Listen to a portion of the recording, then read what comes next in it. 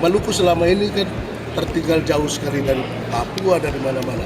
Ini akan kita kembalikan biar bisa sejajar dengan provinsi-provinsi lain. Kemiskinan terjadi karena sumber daya alam yang begitu kaya namun tidak terkelola secara maksimal. Visi besar kami adalah Maluku harus terkelola secara jujur, bersih, dan melayani, terjamin dalam kesejahteraan dan berdaulat atas gugusan kepulauan. Ini akan kami berkomitmen untuk bagaimana mensejahterakan masyarakat di seluruh kabupaten kota yang pernah kami sampai dan akan kami kembali. Kami datang bukan untuk dilayani.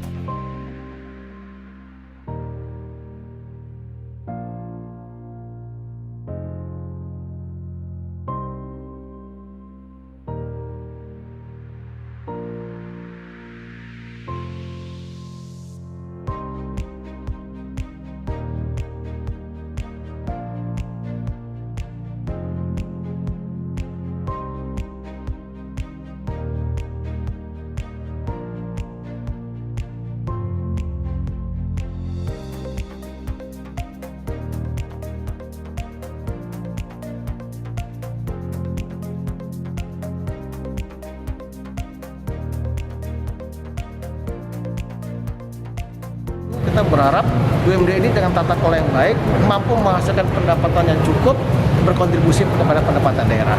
Tentunya salah satu caranya harus dengan tata kelola yang baik. PT MEA itu punya harapan besar ke depan, bagaimana akan menjadi salah satu sumber pendapatan daerah yang akan mensejahterakan tidak hanya di wilayah operasional tapi seluruh wilayah Maluku.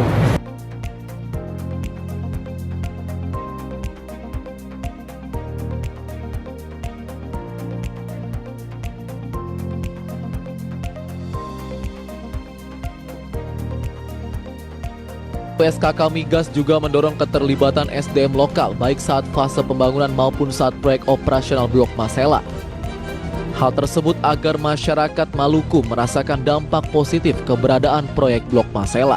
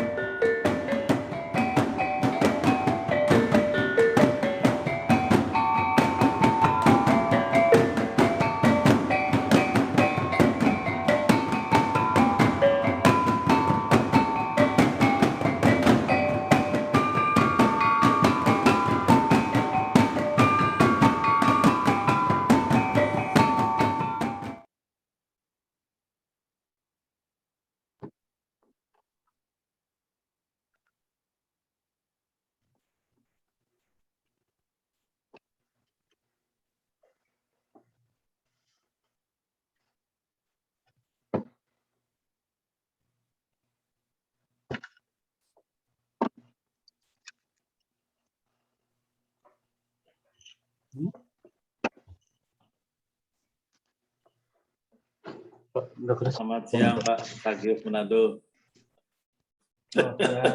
Pada ngumpul lagi sini lagi nih.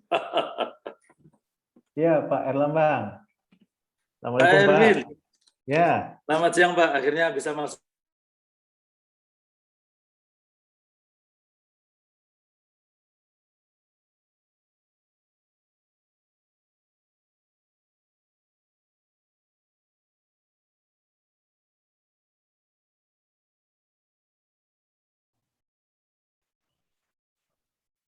Mohon izin Pak Erwin, terima kasih atas undangannya Pak. Siap Pak. Ya, mungkin saya sudah beritahu Ibu Kepala Badan mungkin sebentar hadir juga itu Pak Herlambang dari Pak Sterli di bagian humas konfirmasikan hal tersebut Pak Herlambang. Jadi mungkin Ibu akan hadir ya. Iya Pak. Iya. Ini Ya, kami semua yang BMKG ini disuruh hadir juga. Iya, oke. Terutama Baik, terima kasih Pak. Terutama yang di Maluku Pak, di Maluku. Iya, oke. Terima kasih Pak. Menambah wawasan kami yang di Maluku Pak. Menambahnya kemarin kan kita buat juga tanggal 24 kemarin kita kegiatan dengan Universitas Patimura, Pak. Kita menggelar kegiatan yang sama. Iya, kemarin kan ya Pak ya, tanggal Ya. 24 kalau nggak salah ya. Tanggal 24 Pak ya. Hari Dengan Sabtu ya. Pak Nugraha juga, Pak Nugraha juga hadir juga. Di sini juga Iya, Pak Pak. Nugraha juga hadir juga Pak ya. Beliau mungkin agak sedikit terlambat mungkin Pak, karena ada sedikit kesibukan. Tapi waktu kemarin acaranya Bapak saya juga hadir kemarin itu Pak. Iya, Saya iya. Lambang. Iya, saya Hadir, juga Pak. hadir. Dia hadir. Iya Pak. Sukses Pak. Selamat Ini siang, tiga kali ya Pak ya. Bang, Pak Iya, Pak. Ervin. Assalamualaikum Pak, selamat Robert siang. Hall. Selamat siang. Selamat siang Pak. Pak Robert Hall, good morning. Mungkin bisa di-unmute. Thanks still mute, Pak. You're morning. on mute, yes.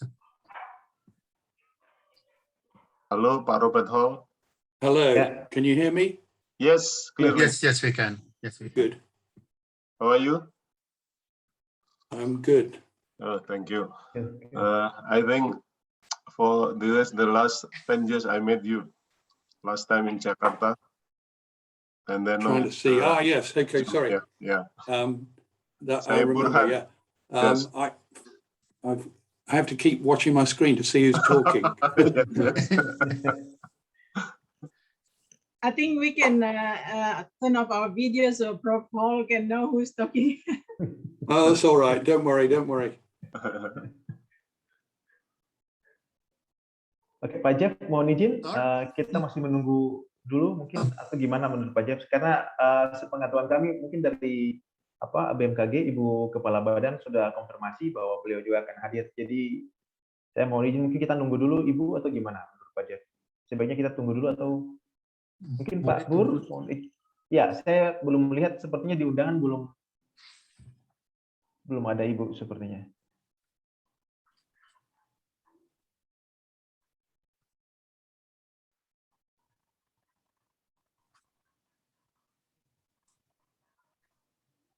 Mau Ya, start sepertinya belum ada. dengan mau start dengan lagu kebangsaan dulu, Pak.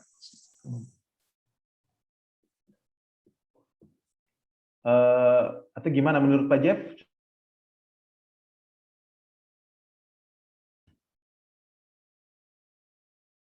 Mungkin kita start dengan lagu kebangsaan kan masih sempat waktu ya, Pak.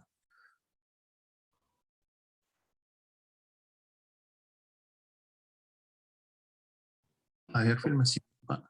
Ya, sudah. Oke.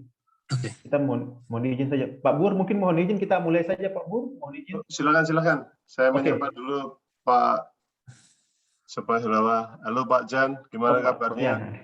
Ya. Halo, selamat siang Selamat semuanya. siang Pak Jan. Selamat siang, Prof. Hi Robert, nice to see you. Oh, halo. Long time to not see you. Oh, very nice. Yeah, good to see you. A long time since we met. Yeah. Last. Oh, we met with Auxiliary very mode. white hairs. Yeah, that's right. Good to see you and very healthy.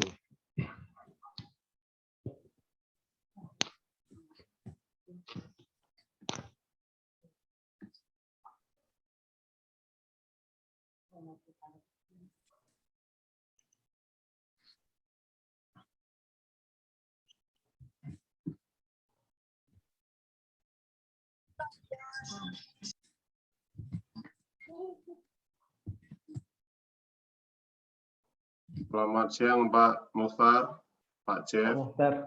Selamat siang Pak Selamat siang. semuanya.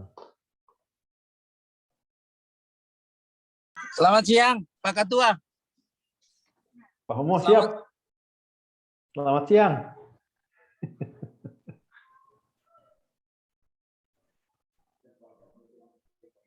Pak Ervin, mungkin kita bisa start dengan lagu kebangsaan, Pak. Oke, langsung kita. Silakan kalau mau Ya. dimulai. Baik, silakan dari MC dulu sepertinya. Silakan Monica.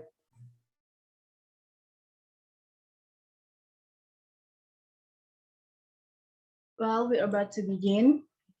Assalamualaikum warahmatullahi wabarakatuh. Greeting to all of us.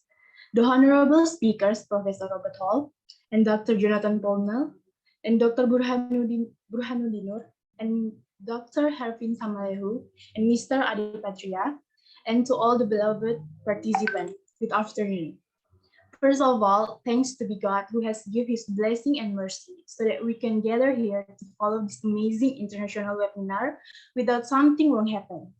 Now, ladies and gentlemen, I'm Monica, the host for today. We'll guide the event on behalf of the committee. I would like to welcome you all to this international webinar.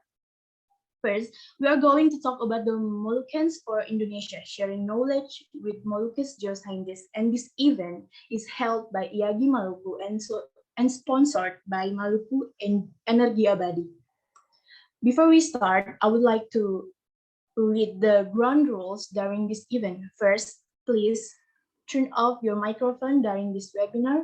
Second, question and answer will be open in the discussion section, but during the webinar, if the participant want to ask the question can drop on the chat room by mentioning name, institution, and the question. Third, we'll have the photo section in the end of the webinar. Last, if you have the further question for the speakers after this event, please contact on our email iagimaluku@gmail.com. So, before we start this webinar, I would like to invite everyone to sing the national anthem Indonesia Raya.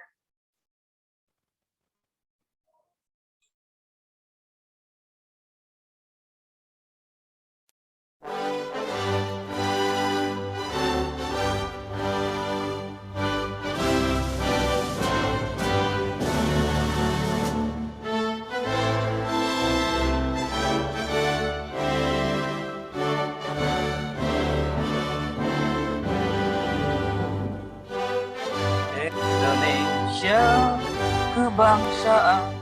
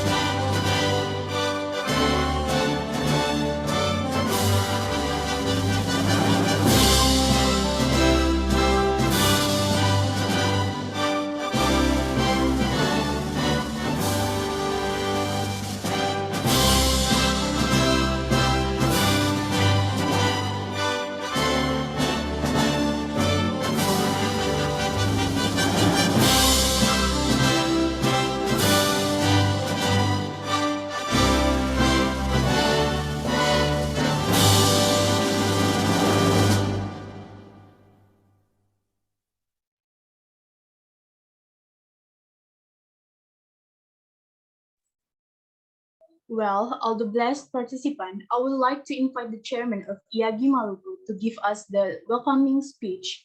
Please, Mr. Hervin, time is yours. Okay, thank you, host Monica. Assalamualaikum warahmatullahi wabarakatuh, and good afternoon. Honorable President of Indonesian Association of Geologists, IAGI, Pak Dr. Burhanudinur. Honorable speakers for today, we have Professor Robert Hall and Dr. Jonathan Pownall. Honorable Head of Meteorological, Climatology and Geophysics Agency of Indonesia, Ibu Profesor Dwi Kurita, and all head of agencies and departments who is attending this webinar. Esteemed colleagues, all senior geologists or geoscientists of Indonesia, and the advisor of IAGI Maluku, esteemed local government agency of Maluku, geoscience universities, and participants of the webinar. Welcome to international webinar with the theme Moluccans for Indonesia, sharing knowledge with Moluccan geoscientists, conducted by IAGI Commissariat of Maluku. The purpose of the webinar is to convince geologists or geoscientists from Maluku to share and provide wider and better understanding of geoscientists and its wide applications. The topic of this activity vary and are related to the tectonics, economic geology and mineral resources, marine geology and engineering geology. This first webinar session is held in conjunction with the first anniversary of IAGI Maluku as well. As we know that geological setting of Eastern Indonesia has more complicated tectonic setting and structures compared to Western Indonesia, the complex geology has been caused by the convergence of Australia, Eurasia, Pacific plates, with some microplates have evolved which increase the complexity of the Eastern Indonesia. Banda Arch, which is generally known as the zone of interaction between the Australian and Eurasian plate, is one of the most interesting areas. Various models of Banda Arch and tectonic setting of the surrounding islands have been published. However, there are many constructing models for neogen tectonic evolutions in the regions, particularly regarding the nature of the subduction around the Banda Arch and its affinity, the relationship among subduction slabs, and the different tectonic units that comprise Seram and the surrounding islands. Today, in this webinar sessions, Dr. Jonathan Pownall will present the recent and lithospheric extensions in the Eastern Indonesia, and Professor Robert Hall will talk more detail about the origin and the tectonic model of the Moluccas as the result of the Australia Southeast Asia collisions, structural faulting, rollback, and also extensions. In the name of IAGI Maluku, again, I would like to express my deeply gratitude to Professor Robert Hall and Dr. Jonathan Pownall for your attendance as the special guest for this outstanding webinar. Thank you. Well, thank you, Mr. Hervin. Now, the next one we will hear the welcoming speech and also to open officially this webinar from President IAGI, Mr. Burhanudinur. Please, the time is yours, sir. Okay, thank you, Monica. Can you hear me? Yes, clearly, sir. Okay, thank you. Assalamualaikum warahmatullahi wabarakatuh. Waalaikumsalam. The Honorable Professor Dwiko Rita, as Advisory Board of IAGI and also the head of BMKG of Indonesia. Distinguished speakers, especially on the first day of international webinars, Professor Robert Hall, and also Dr. Jonathan Pownall. Of course, the Honorable, also the other speakers in this international seminar, Professor Jan Sopa, Dr. William, Dr. Chasti Sivabesi, also Dr. Jeff Malayi Holo. Distinguished moderator also Professor Adi Maulana, Dr. Nugroho, and also Mr. Adi Patria. Indonesian geologists and all the colleagues in this seminar. Ladies and gentlemen, talking about Moluccans is always interesting in geological setting, also in this tectonic modeling, of course, in the natural resources. So this seminar is very interesting.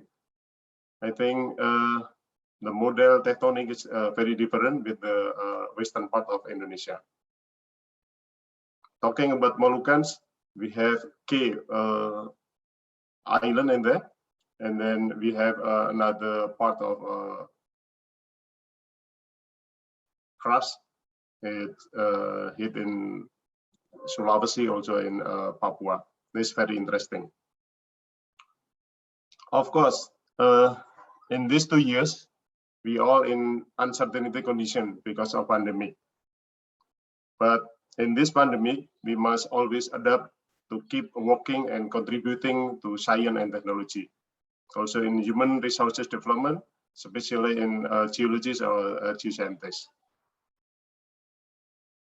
This pandemic, we make easier to connect by online with all the experts around the world. So I think this great activities from the Hervin and the team take the advantage of the pandemic. That's great. But we must continue to apply health protocol as an effort to be free from the pandemic. This international webinar is organized and held by Regional Board of Indonesian Geologists Association, led by Pak Hervin.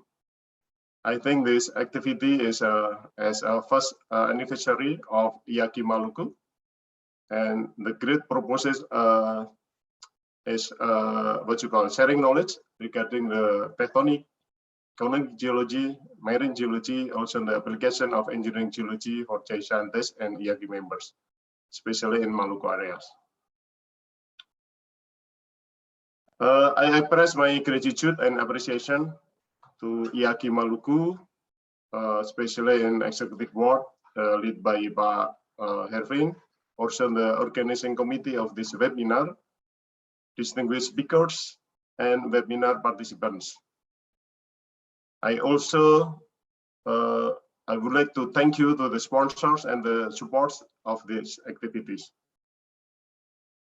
The last, let me officially open this international webinar event with Bismillahirrahmanirrahim.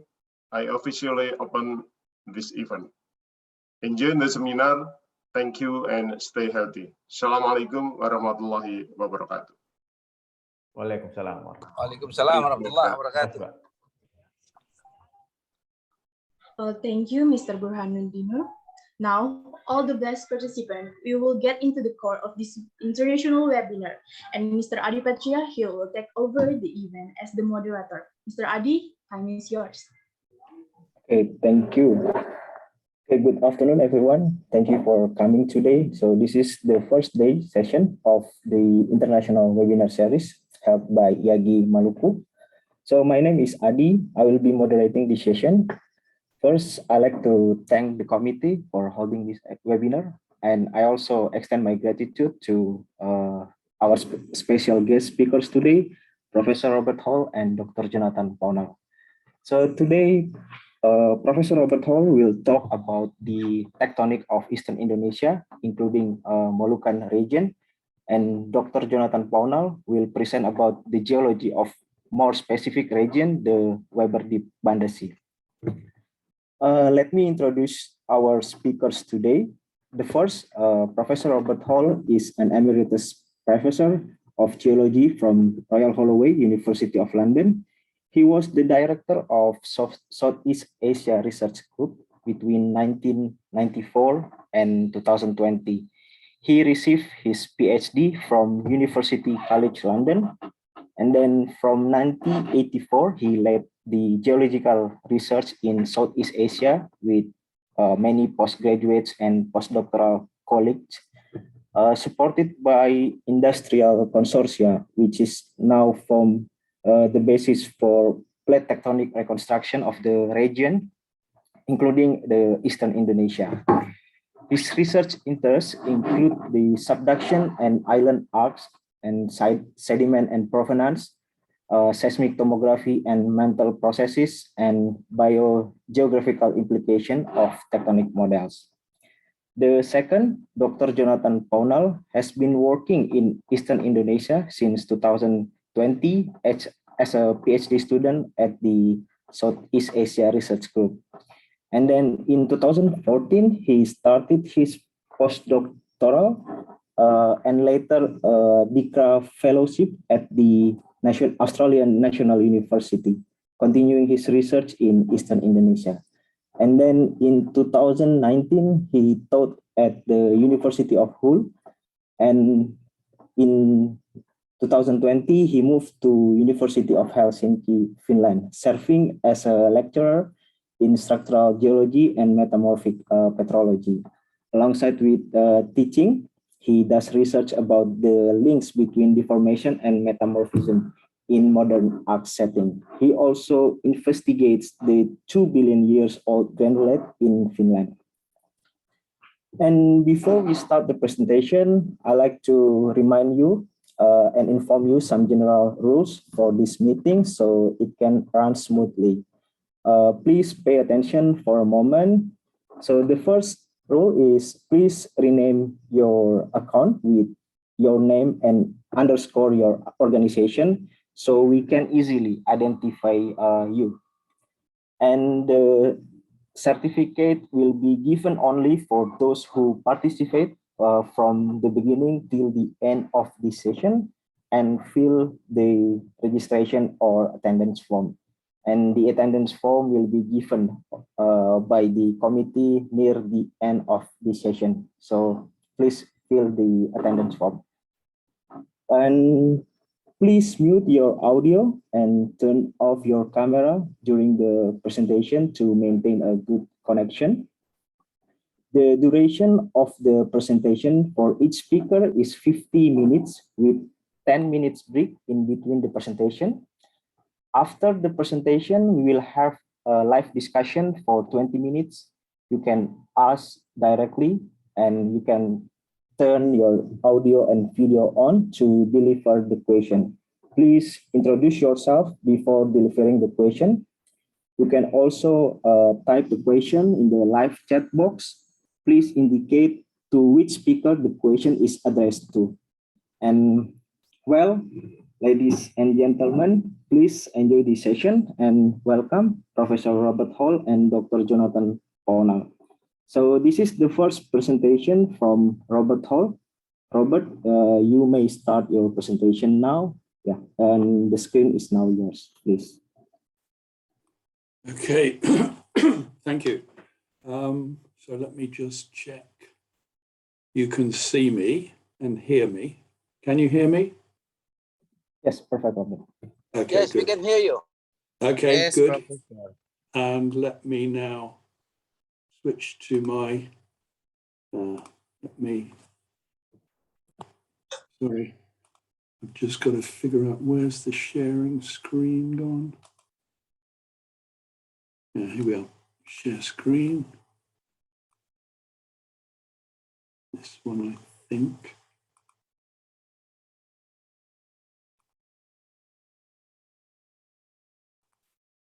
Okay, can you see my title slide here? Yes, yes. Okay, good. Okay, well, thank you very much for this invitation. Selamat siang to you. It's pagi here. And it's just beginning the day is just beginning for me.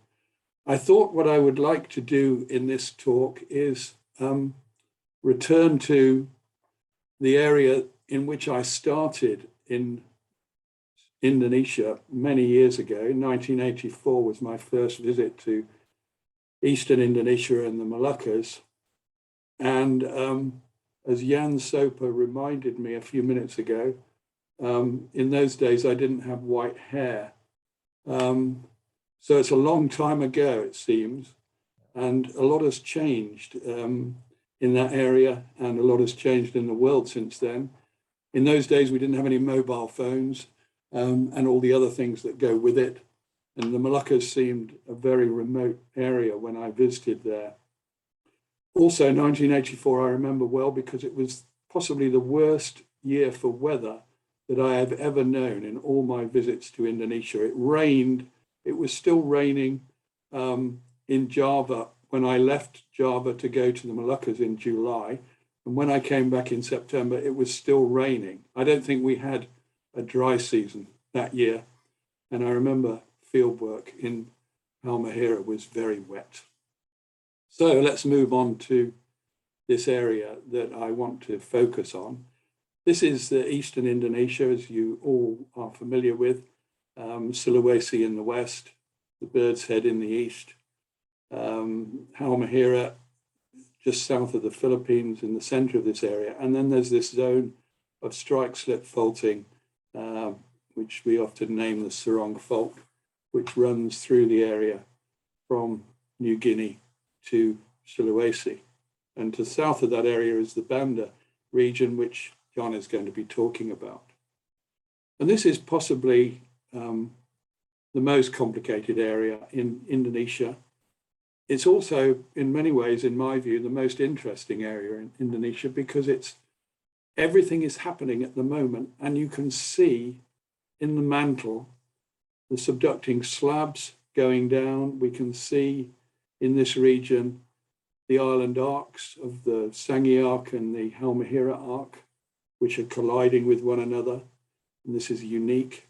And many other features that I'm going to briefly touch on. Now, when I first started work in Indonesia, there were these models that remained popular for many years. In recent years, as I'm going to show, some of our ideas have changed. But the idea was particularly that Australia was moving northwards, beginning to collide with Southeast Asia. This is a diagram from Warren Hamilton that shows the Molucca Sea in yellow disappearing by subduction to the east and to the west. And various slices of continental crust had been taken away from the northern edge of Australia along this big strike slip system and then moved westwards to collide in Southeast Asia. And Neville Hale called this the bacon slicer because the idea was that as Australia moved northwards, bits were sliced off and carried away in a way that the old bacon slicing machines moved. And that left us with these fragments of continental crust that were separated from one another that were thought to have moved westwards and collided. And these bits were remnants of multiple collisions in the area.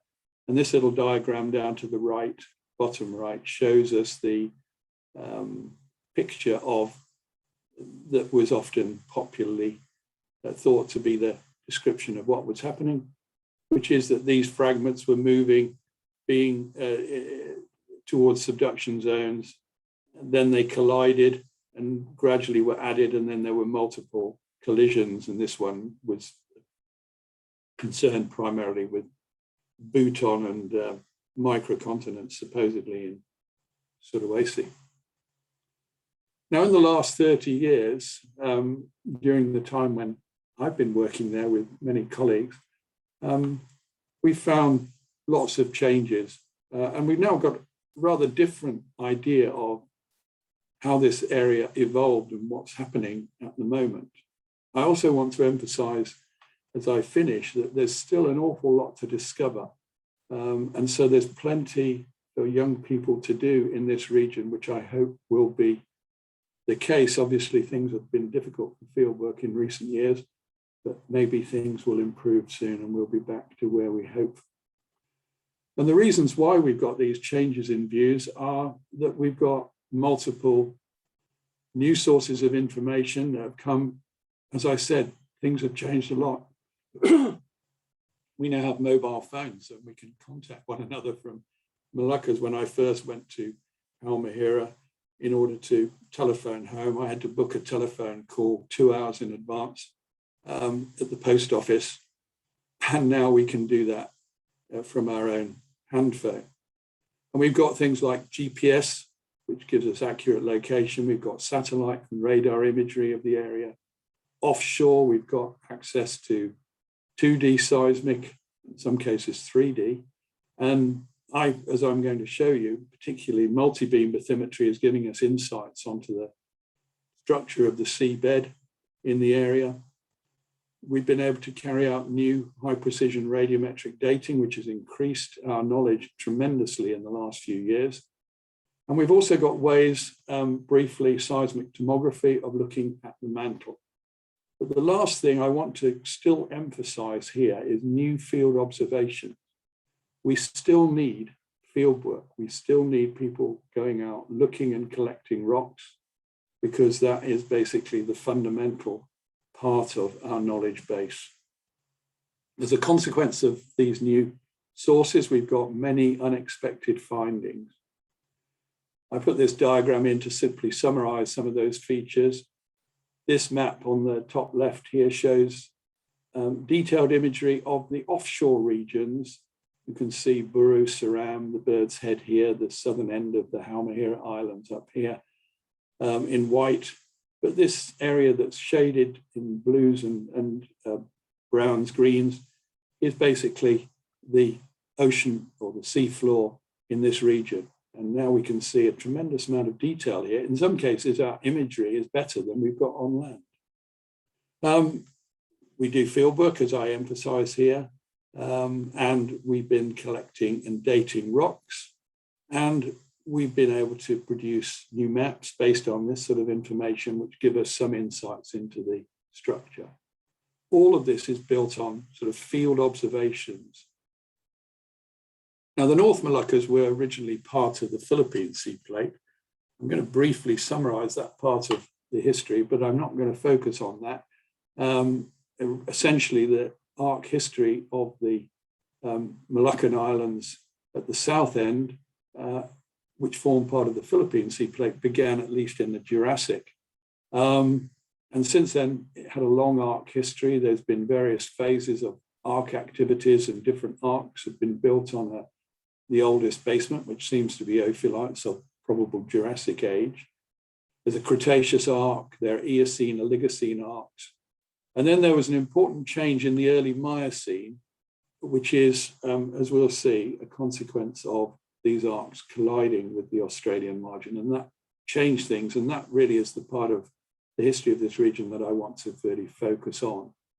But here is the Philippine Sea Plate as we see it today, colored in red on this diagram. And the Philippine Sea Plate has rotated to its present position, about rotation poles that are shown here in these yellow dots. But at the present day, the rotation pole of the plate is right up in the north of Japan, meaning that there's subduction around the edges of the West Pacific here, from Japan southwards past the Philippines down into the Moluccas. The Philippine Sea is a source of many of our ideas about arc development, which I'm not going to talk about today, but the Philippine Sea Plate has grown in several different stages, and the oldest parts of the Philippine Sea Plate are the West Philippine Basin, as we see here shaded in this dark blue color, and there's also subduction on the east side of the plate of the Pacific Plate underneath this plate. I didn't put this in to study it in detail. I just put it in to emphasize that one of the things we did over many years, based on particularly GRDC mapping, that was what we had when we started in this region, we were able to carry out more detailed geological mapping of many parts of the islands of the North Moluccas, Halmahera and Batchian, which we'll come to in detail, Morotai.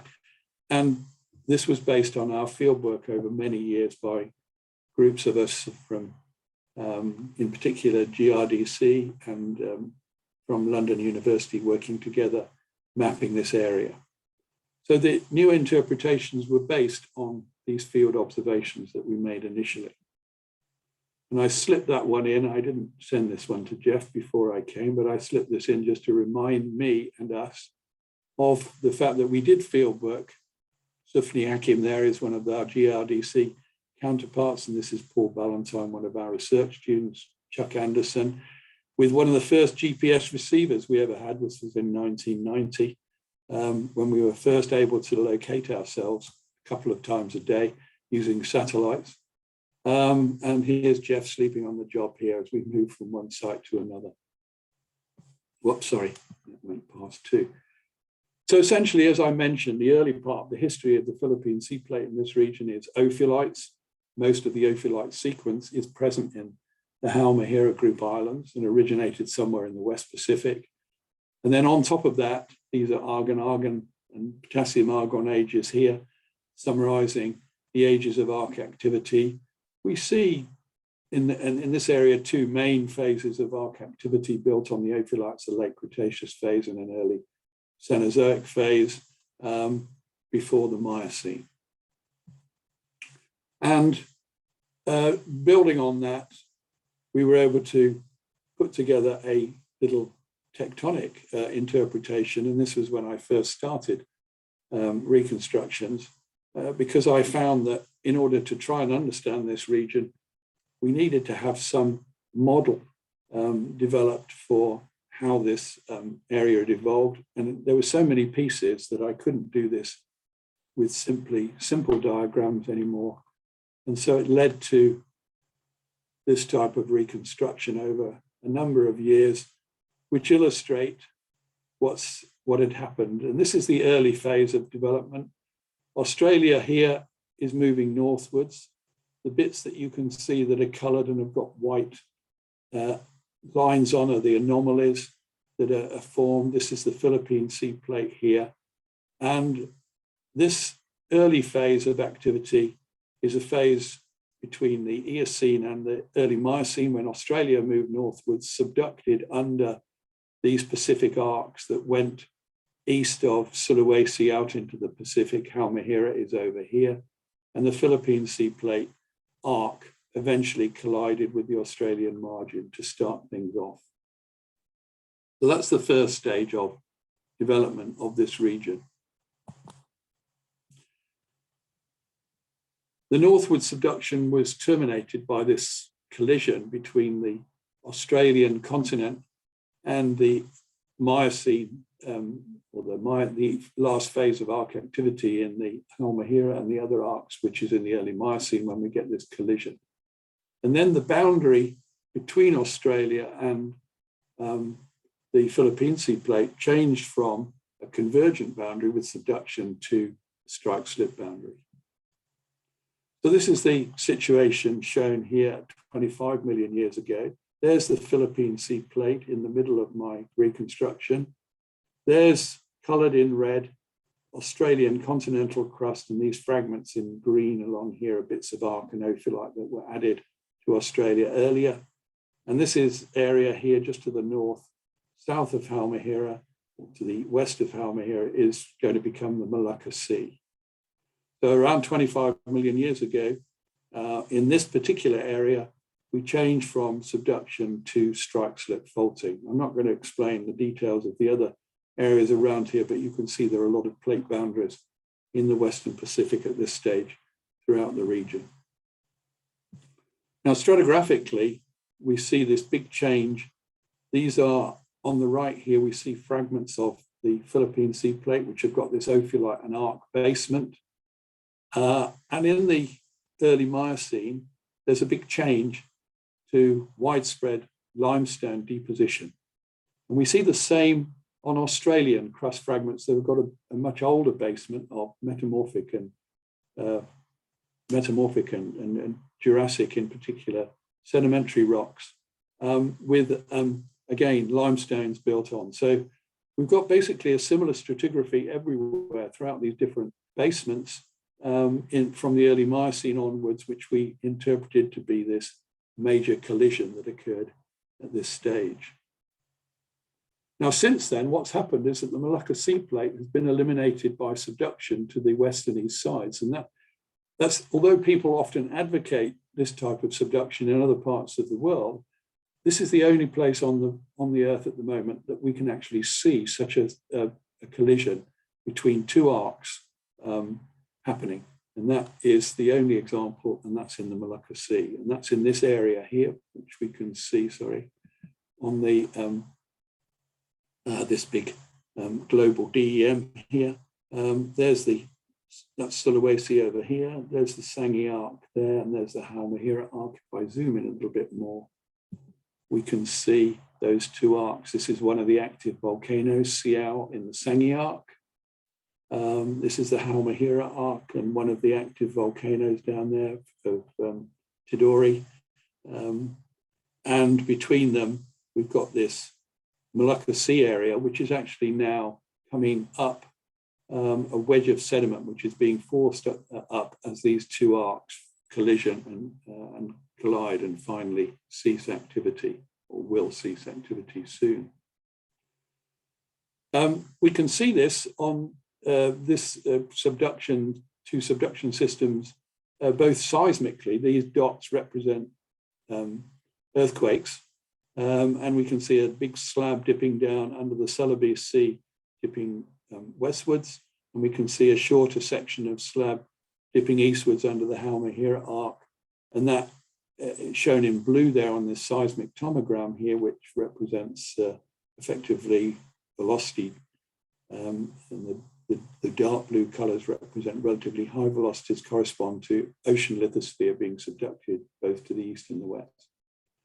So this is a combination of seismic tomography and earthquakes, which give us an insight into how the surface structure links to the subsurface structure.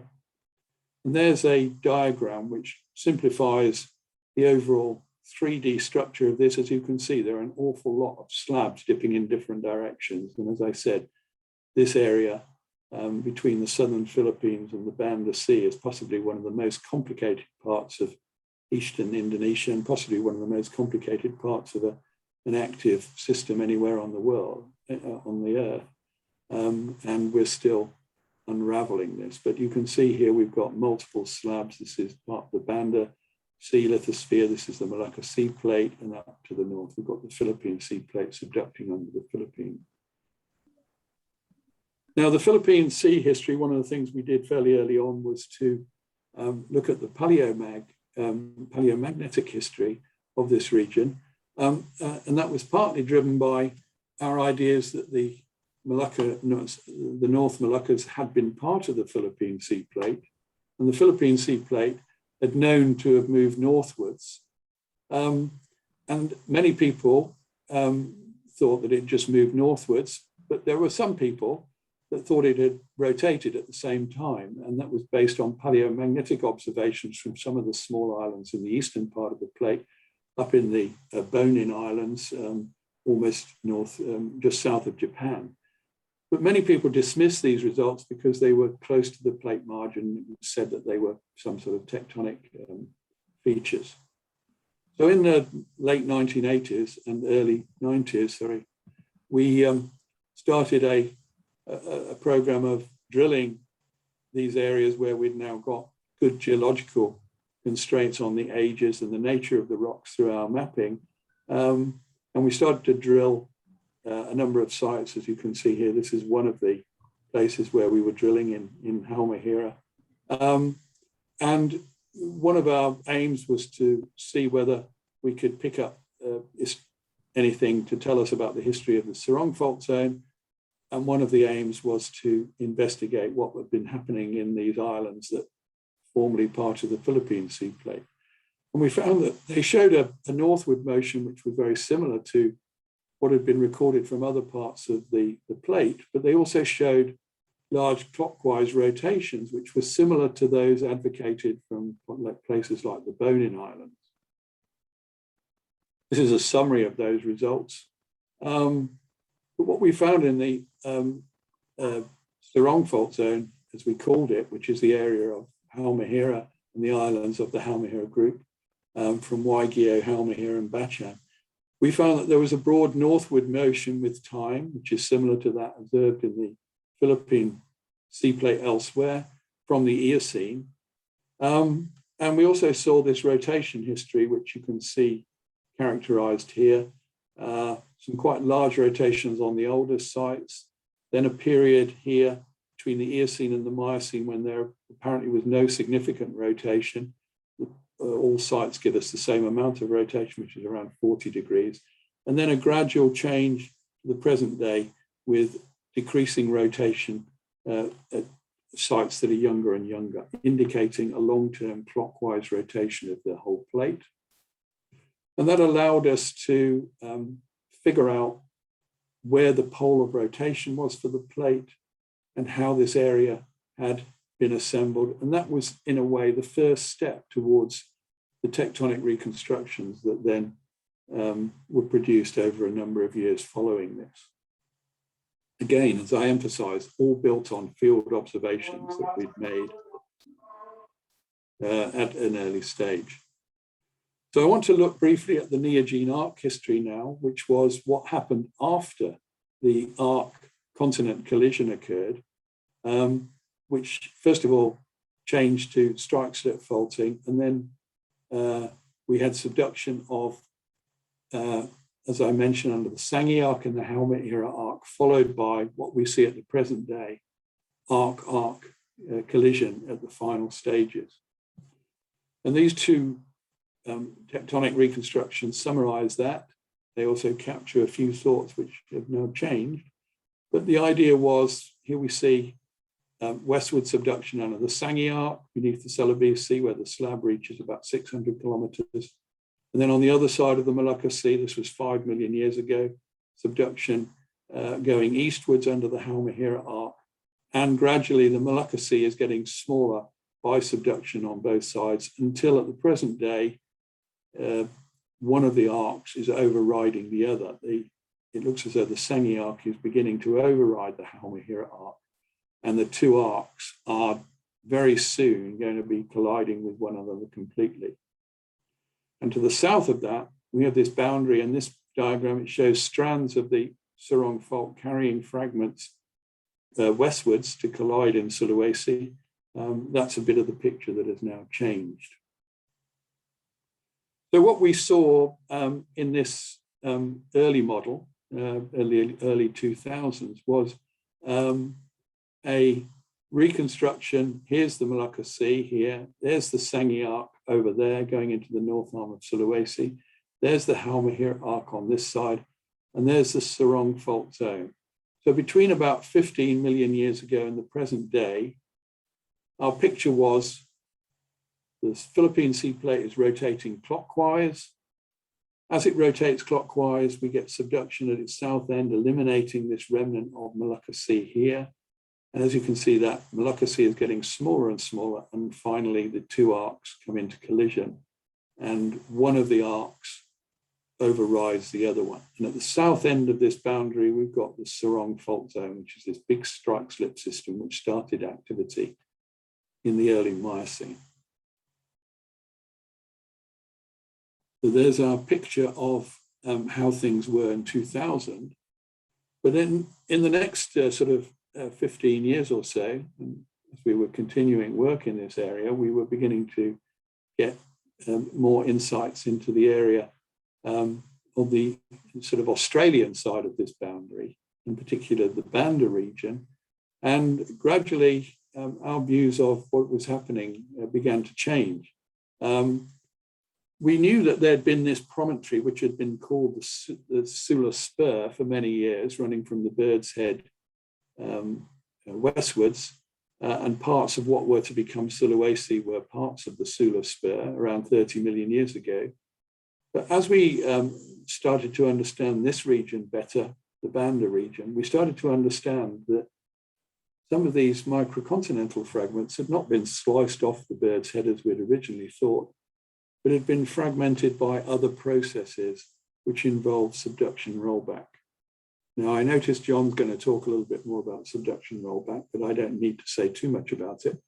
But basically, what we can see in the Moluccas Sea is if we draw cross sections across the Moluccas Sea collision zone at different stages, we can see captured the final stages of subduction and collision at different stages as we go northwards. As we go northwards, we're seeing effectively things that are a little bit closer to the present day. As the two forearcs collided, they were elevated. But this convergence has not been a simple picture of simple collision. There have been several episodes of failure within the Halmahera Arc itself. And it turns out the arc, as is so often the case elsewhere, is actually the weak point in this whole system when we get collision and convergence. These two diagrams are actually just cross sections drawn across the Moluccas Sea in different places. The northern one is further north. It's this one that you can see on the right here, line A, which is drawn across from Talaud towards the area north of the Halmahera group of islands, in an area that's submerged called the Snellius Ridge. And then further south, we see a different profile, which is not quite as far advanced. The two arcs are still colliding, but the forearc on the Sangi side is only just beginning to override the forearc on the Halmahera side. And we have arc crust and the two arcs preserved on both sides. And the Moluccas Sea Plate has been eliminated by subduction, and we're gradually, as these two arcs collide now, pushing the Moluccas Sea Plate down into the mantle. And as we go northwards, this progression has gone a little bit further, and now we're seeing slices of the two forearc crust and sediment cover being imbricated together and gradually stacked up to form this central wedge in the middle of the Molucca Sea, which is being lifted out of the central Molucca Sea area gradually by the two arcs pushing themselves together. And in these islands where we've got bits of ophiolite preserved, the ophiolites used to be thought to be parts of material that had been trapped in the collision zone and represented part of the Molucca Sea. My view about these is that they're not part of the Molucca Sea at all. They're parts of the forearc basement, particularly on the Sangi side in this case, which are now preserved in these small islands in the central Molucca Sea, which are being pushed up in this accretion as the two arcs collide. And they're actually older, and these are Eocene, and this is probably Eocene or older, these melanges that are found in the Mayu and Tifori, the two islands in the central Molucca Sea. And this cartoon here summarizes how this developed over the period of the last 11 million years. 11 million years ago, we had two arcs that were separated by the Molucca Sea, which was being subducted both to the east and to the west. And then around 3 million years ago, the two forearcs came into collision with one another for the first time. And what happened at that stage is interesting because instead of maybe stacking things up over here, the first thing to happen was that the arc on the Halmahera side failed. And we started thrusting bits of the back arc region over the arc itself, which stopped the arc activity for a short period until it resumed. And that arc activity ceased. We got thrusting of the back arc region over the arc. And then as things continued, and these are cross sections that we can draw at different places across the Halmahera arc at the present day, illustrating different stages as we approach the final elimination of one arc overridden by the other, we gradually see this central Molucca Sea region being pushed up. The two arcs are colliding. We're stacking up the four arc regions between them, and the Molucca Sea slab is being pushed deeper and deeper into the mantle. And this is what you see at the present day in the central Molucca Sea. This is Talaud, the southern edge of Talaud, looking northwards. This is the island of Mayu, which is one of the small islands in the central Molucca Sea, also looking northwards.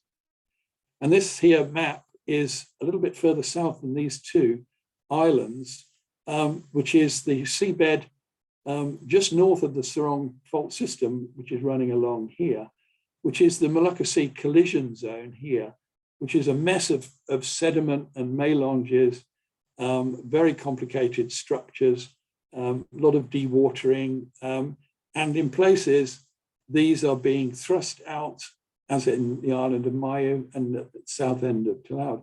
And what you can see that's recording this intermittent stacking up and lifting of this area out of the seabed are these reefs. And look on Mayu, as we go from the western edge of the island of Mayu, we see just a small terrace there. And then we go a little bit higher, and we've got another reef terrace there. And probably up here, we've got another reef terrace at only probably about 100 or 200 meters elevation up there, which represent three different reef areas that have been stacked up. We can see the same thing. It's not quite so clear on this image here, but you can see the same thing on Talaud. There's a low fringing arc there, which has just been elevated. And offshore, of course, there's another one. Then we go a little bit further inland. There's a slightly higher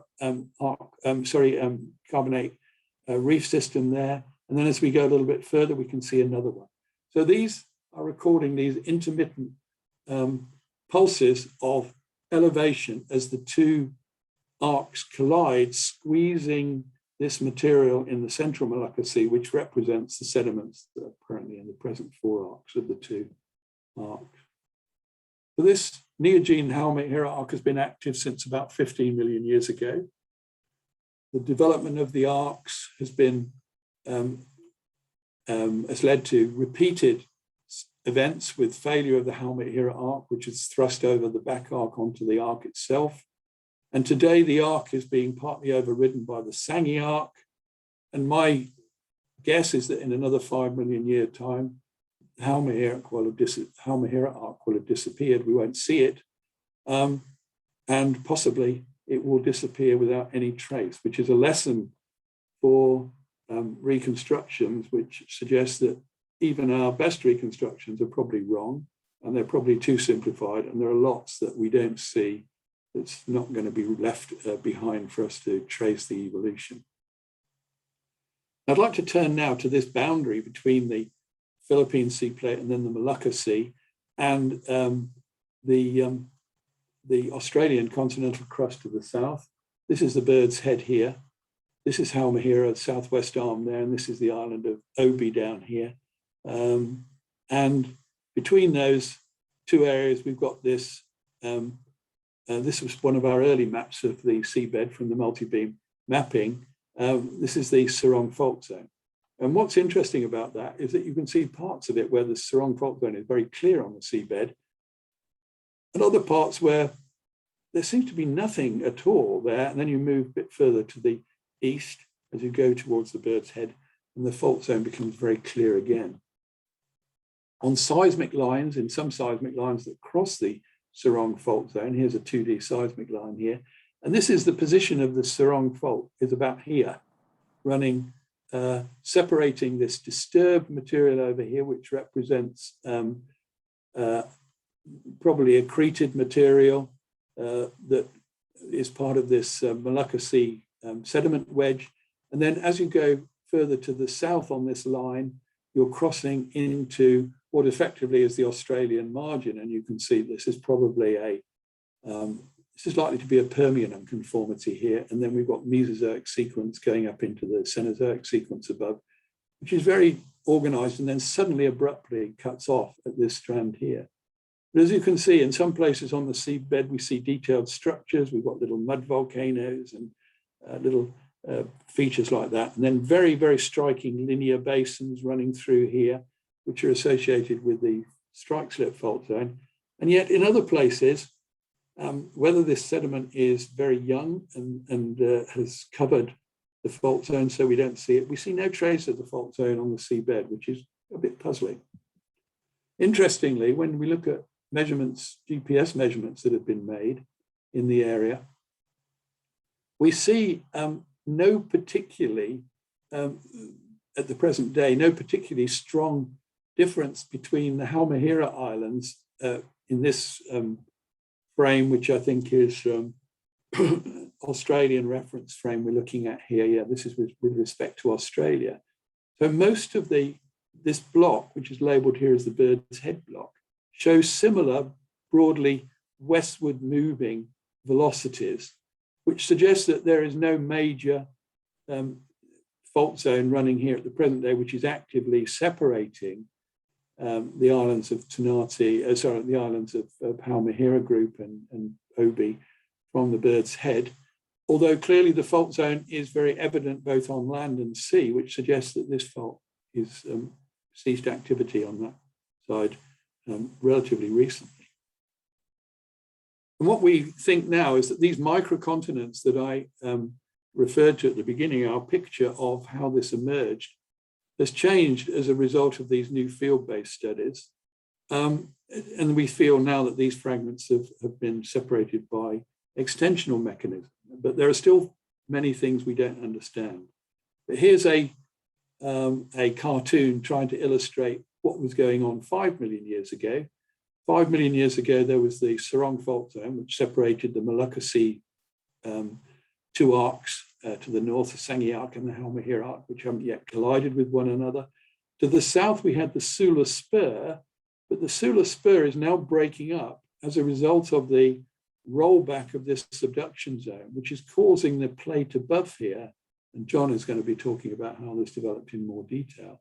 So as this subduction goes into the Banda embayment here, we start to see very significant extension forming young ocean basins within the Sula Spur. And this is fragmenting what was previously the Sula Spur by an extensional mechanism. And so these fragments here, which we now see scattered across the region, are what was previously part of a broadly contiguous continental region, which has now been separated by stretched continental crust and new ocean crust, for example, in the North Banda Sea and the South Banda Sea. Now, I want to finish off by illustrating something which is something completely new. And this is on the island of Bachan. This was where actually the very first fieldwork I did in this region was on Bachan. And I went to the Sabella Mountains with Sahat and Sharif, two of my counterparts. And we attempted to go into this area, which you can now see from the sea here, which is the highest part of any of the islands in the Halmahera group. So it's about 2,000 meters high. I suspect that nobody has ever been to the top of the Sabella Mountains in Bachan. We managed to get up to about 900 meters, and then we just ran into waterfalls that were completely vertical. And to get around them, we were spending hours just getting past a waterfall, going up a very short distance, and in the end, we gave up somewhere up here. But what we've been able to sample from this region as a result of being able to at least see what's at the bottom are the metamorphic rocks that form these Sabella Mountains. This is the island of Bachan down here. Here's Halmahera with its 4 arms. And there's Bachan here, and there's the Sabella Mountains right in the middle of this area that I've circled there. And on this slightly blown up area, there's Bachan and the Sabella Mountains in there. And these Sabella Mountains are formed of high-grade metamorphic rocks, which we tried to date. In fact, we tried to date when Jeff was doing his PhD on Bachan, and we didn't succeed, although we got some results. And here's an image that we didn't have available to us then, which is from shuttle radar, the SRTM image, which gives us a rather detailed picture of topography, which allows us to see the on-land structure a bit more clearly than we used to be able to with rather poor topographic maps, which was all we had in the 1980s and 90s when we were first doing this field work in there. But even in these maps, now we've got topography, you can start to see major structures, big faults cutting across here and running in this sort of orthogonal framework. The island and these coastlines are strongly controlled by steep faults. But what we got more recently was something even more interesting in my view, which is the offshore multibeam. And this multibeam shows us the bathymetry, and you start to see a similar picture. These features over here are about 900 meters water depth or a little bit deeper. And these are reef edges. These are reefs. In other words, a short time ago, we can't say exactly when, but I suspect in the last million years, those reef edges were clearly at sea level. If they're reefs, that's the only place they can form. And now they're 900 meters or 1,000 meters below sea level. In other words, part of this region is going down. And we can see locally there's deep basins here, which also got this orthogonal shape, which are sort of rectilinear shape. And this one here, just south of the Sabella Mountains, which are 2,000 meters high, as I showed you, is more than 2,000 meters deep. So we've got a relief here difference across a 20 kilometers length of nearly 5,000 meters. So these strange deep basins are related to what we see on shore. And they're bounded, in my view, by these steep linear faults, which give us this orthogonal pattern of faults. This is quite different from the sort of faults that you see along the Sarong Fault, which, as we saw in a previous image, are these very elongate strands associated with strands of the fault, where we got these elongate basins, very deep locally, but very linear, very narrow. And there's the situation on Bachan. So we've got a completely different pattern of faulting up here from what we see along the Sarong Fault, which makes me, for various other reasons too, believe that this pattern of faulting actually is older than the Sarong Fault, but has been potentially reactivated as these two arcs collide, because this is now the edge of the Molucca Sea wedge being thrust onto the edge of the Halmahera edge, and it's loading this area here, pushing it down to water depths of nearly 4 kilometers locally down here, and certainly then forming here what seems to be blocks of bits that are moving up and blocks that are moving down. And the metamorphic rocks, which are high-grade metamorphic rocks, are the highest points on land, up to 2,000 meters high. We assume that's up there. As I said, nobody's actually been to the top, but at the bottom, that's what we find. And these were thought to be Paleozoic or older, but they've never been dated. And as I mentioned, when Jeff was doing his PhD, we tried to date some of these rocks, and we got ages that were 0. And we were told this wasn't anything to do with thermal resetting, but nobody understood why these ages were 0. We now understand why they're 0, because Julian Hennig has been able to date some of the micas from the metamorphic rocks, which we'd also tried to do. And she was able to get some very nice concentrates. And we also got some zircon ages from ANU during this phase. And what they showed us was that in these areas, we're getting metamorphic ages that were very surprising. I just want to put this one in to illustrate what's happening at the edges of these area.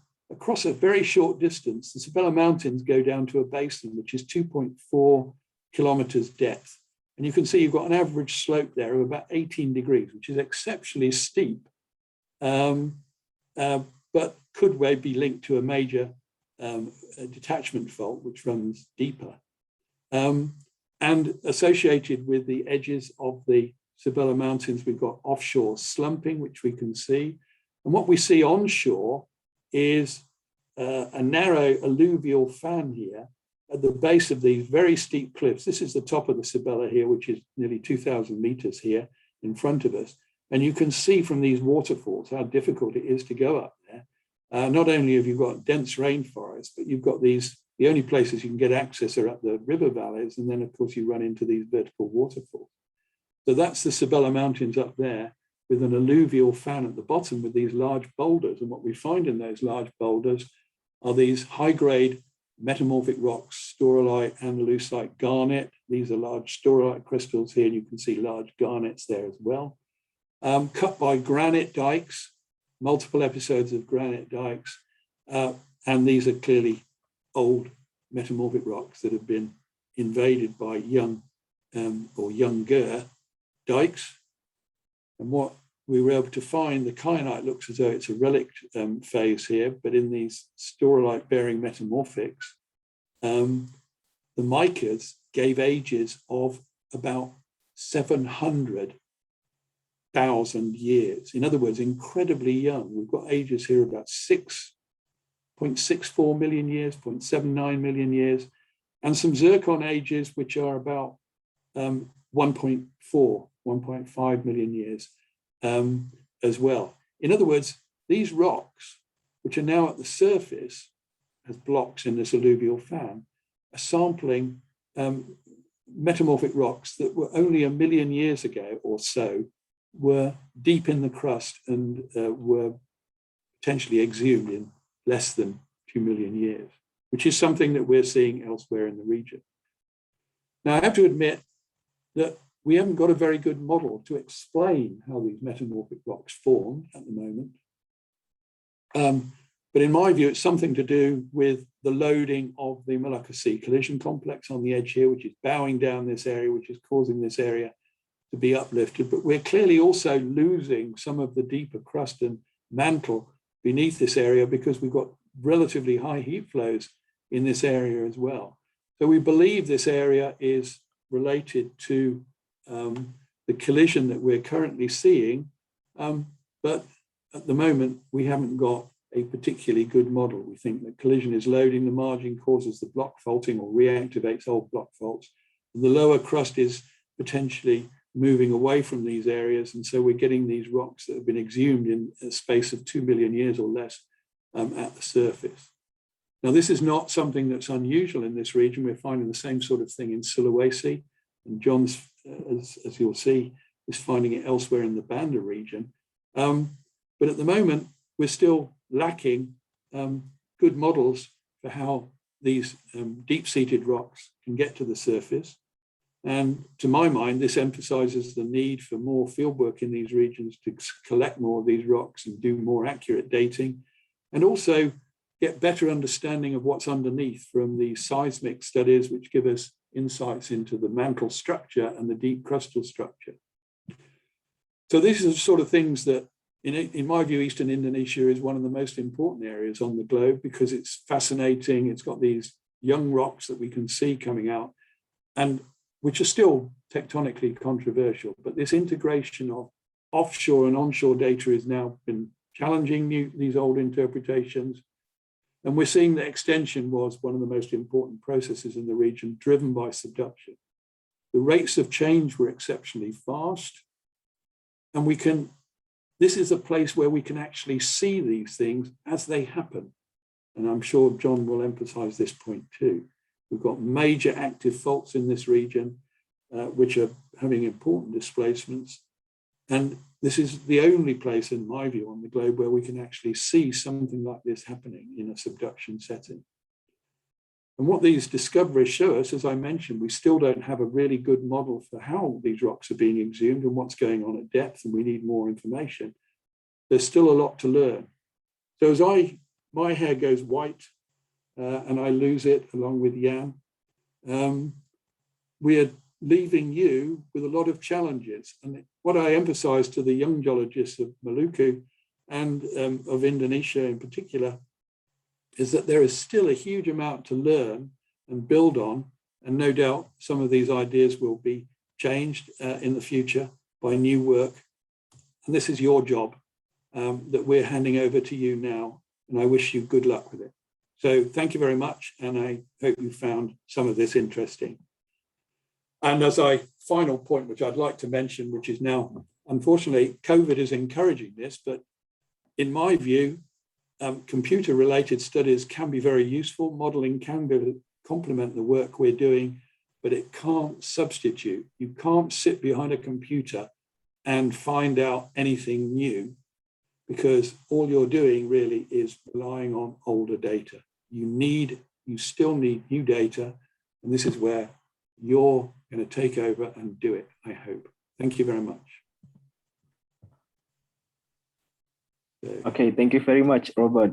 Thank you for the very enjoyable presentation and very insightful presentation about the tectonic of Eastern Indonesia region. So now we have a 10 minutes break and the host will play the video for us. Okay.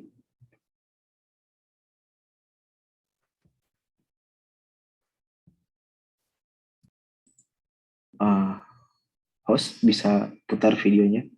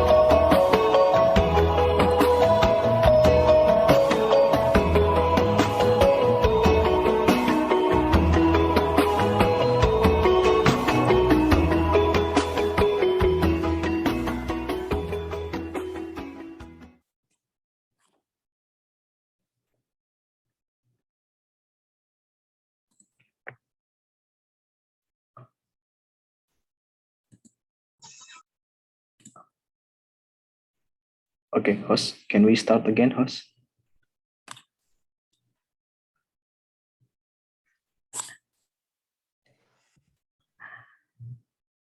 Okay.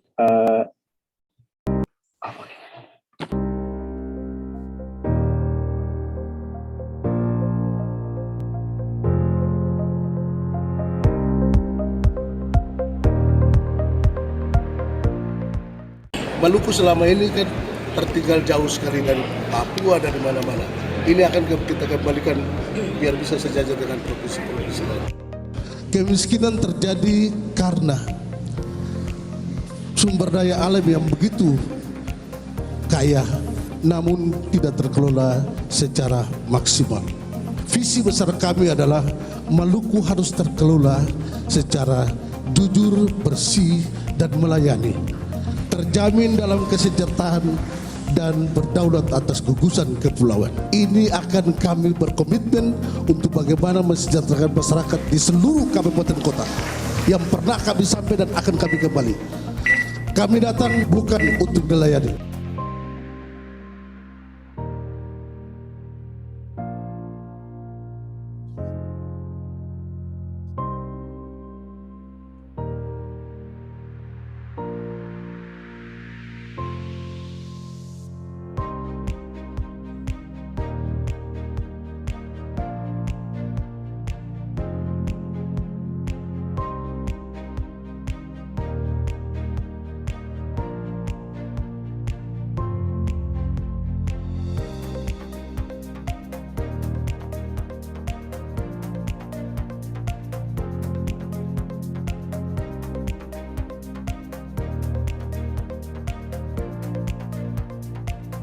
Kita berharap UMD ini dengan tata kelola yang baik mampu menghasilkan pendapatan yang cukup, berkontribusi kepada pendapatan daerah. Tentunya salah satu caranya harus dengan tata kelola yang baik. PT MEA itu punya harapan besar ke depan, bagaimana akan menjadi salah satu sumber pendapatan daerah yang akan mensejahterakan tidak hanya di wilayah operasional tapi seluruh wilayah Maluku.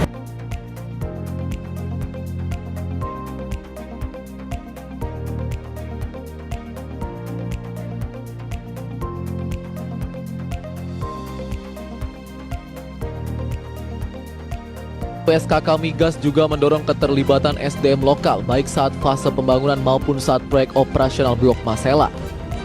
Hal tersebut agar masyarakat Maluku merasakan dampak positif keberadaan proyek Blok Masela.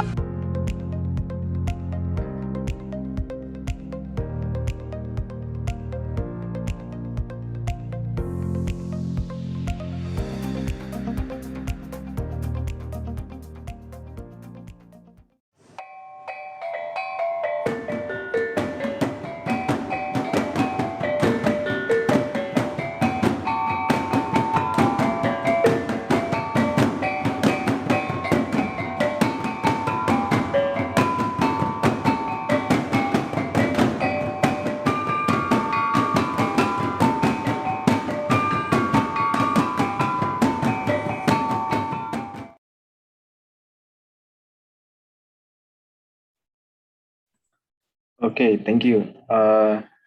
Next is the second talk from Dr. Jonathan Pownall. So now, please, you can start your presentation now. Time is yours. Thank you. Thanks, Adi. Thanks. All right. So I should be expert at this after a year and a half of being online. There we go. So hope you're seeing the screen, and I'll just make that full screen now. Yes. Yes. Yeah. Do you see my whole desktop or just the presentation window? Just your Microsoft PowerPoint. Yeah, great. Okay, Yes. so you should see the first slide just here, I guess. Yeah. Yeah, perfect. Okay. Well, selamat siang. Hello and welcome from Helsinki. First of all, thanks very much for the invitation to present today. Thanks to Jeff and to Dr. Burhanuddin and Dr. Harifen for the introduction, to Monica for your hosting, and to Adi. Look forward to the question session later. So I should also thank Robert for the introduction, sorry, to his presentation, which is like a great introduction to this talk. He was mentioning a few kind of hints of what I might be covering for the Banda region. So yeah, that's giving a really good background and a really great talk. I should also thank Robert, of course, for being my PhD supervisor. For those who didn't know, from 2010 to 2014, where I first started working in the Indonesian region. First of all on Seram, and a bit later moving to Buru and to the islands around to the east. And I mentioned also names of people I worked with, who's I've been working with, and I much of this work is not my own, but that of colleagues at the ANU, at the Southeast Asia Research Group. And here we go. Here's some people at the bottom who I'd like to thank. Okay, so I just thought I'd kind of start with this animation, taking us kind of below ground, just to emphasize this point that we're looking at an extremely complex region. So we're going to kind of zoom below ground. We can see these kind of blue spheres representing earthquakes, and an interpretation of what these earthquake distributions may tell us about the geometry of subduction zones. The point I'd like to make here simply is that this is complex. Our subduction zones have complicated geometries. They don't look like what you'd see in a textbook typically. They have complex interactions with each other. We can see the Banda region over here that we will focus on for the rest of today. And yeah, this is a dynamic part of the Earth. It's undergoing active deformation, extremely young geologically, and it's such an exciting region to work on for these reasons. Okay. So what am I doing? I'm not sure why this video is playing a second time. It was ambitious of me to put so much video into this talk. Let's go on. Okay, slide number 2. Okay, so to just kind of summarize this, as we were discussing before, we're looking at the convergence zone between the Australian plate, the Pacific region with Southeast Asia. Looking to the Banda region, we can see the huge amount of seismicity in this region, all these dots representing earthquakes, color-coded for depth, so red, shallow at the surface, blue, around 600 kilometers deep. And we can see, yeah, we have a highly seismic region in the eastern part of eastern Indonesia. And just to kind of step us back, thinking why we are looking at this collision zone at all, we can see that, yeah, some way back in time, we had the supercontinent of Gondwana. We had Australia and India still kind of connected to Antarctica. And these two continents then rifted and traveled northwards relative to Gondwana, colliding with Southeast Asia. And so this reconstruction, one of Robert's reconstructions, we can see that these India and Australia are going to move north to collide with Central Asia. India colliding with Central Asia around 50 million years ago to form the Himalaya. Australia moving a bit later, a bit slower further north to collide with Southeast Asia around 23 million years ago. And then what happens is a process of rollback, which I'll be going into in the next few slides. This animation now slowing down to show how the location of the arc migrates eastward through time. Okay, forming this very kind of curved arc in the Banda region into the Australian continental margin. Okay. Another point I'd like to make on this slide is that if we compare the Himalaya with Indonesia, we're looking at two mountain belts in a very different stage of development. So the Himalaya and Tibet are a relatively mature mountain belt. They contain fragments of oceanic lithosphere, arc type material, all the same rocks, but they are now incorporated within a reasonably old mountain belt. We have the same rocks in Indonesia, but they're kind of more or less in their original tectonic settings. We can see the oceans where they are today. We don't have to unpick so much detail. We see a mountain belt in the early stages of its formation, which is quite rare and unusual, and one of the reasons it's such a good place to be investigating. Okay, so I said I would describe a little bit about computer is running very slow this morning. I apologize about this. I said I would be describing what rollback is. That's probably a good place to start. And this is quite simply the migration of an arc with time, where the trench will move away from its volcanic arc. So if we look at figure A at the top here, we can see that we have our subduction zone, we have our volcanic arc as shown here, we have our trench shown by the grey arrow. And we can see, moving to figure B, this is the same figure pretty much. However, the location of our trench has moved to the left of the diagram, and it's extending the upper plate. And the reason for this is because our slab is collapsing under gravity and being subducted, and the effect is to extend and pull open the upper plate as shown here. And we go to figure C, and this is just continued to a greater extent. We've extended this region a bit more as our slab collapses down to sit on this part of our mantle. And one important thing is that we have an extensional environment in this situation, and we will break things such as normal faults as shown by this red line, which I will come on to a bit later. And just to kind of show you this same thing in a kind of animated way, this is a computer simulation of rollback in action. If you look down to the bottom here, we can see a subduction zone starting, and it's moving in this direction. So this is just showing you visually what rollback does, how it operates, and how that will cause extension in the overriding plate. All right. Another diagram, just to provide some context.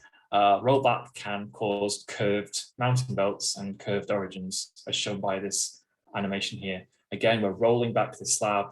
This is very similar to the Banda region. We get this horseshoe-shaped geometry. Things are mirrored a bit, but you kind of get the idea how rollback can drive deformation and can drive the formation of curved orogenic belts. All right. So yeah, just to recap this, we can show this reconstruction again. Blocks rifting from the northern part of Australia to accrete to Southeast Asia, later followed by the migration of Australia northwards to collide with Southeast Asia around 23 million years ago. And then our kind of Jurassic aged oceanic crust, as shown by this green color, will start to kind of collapse and founder as the arc approaches.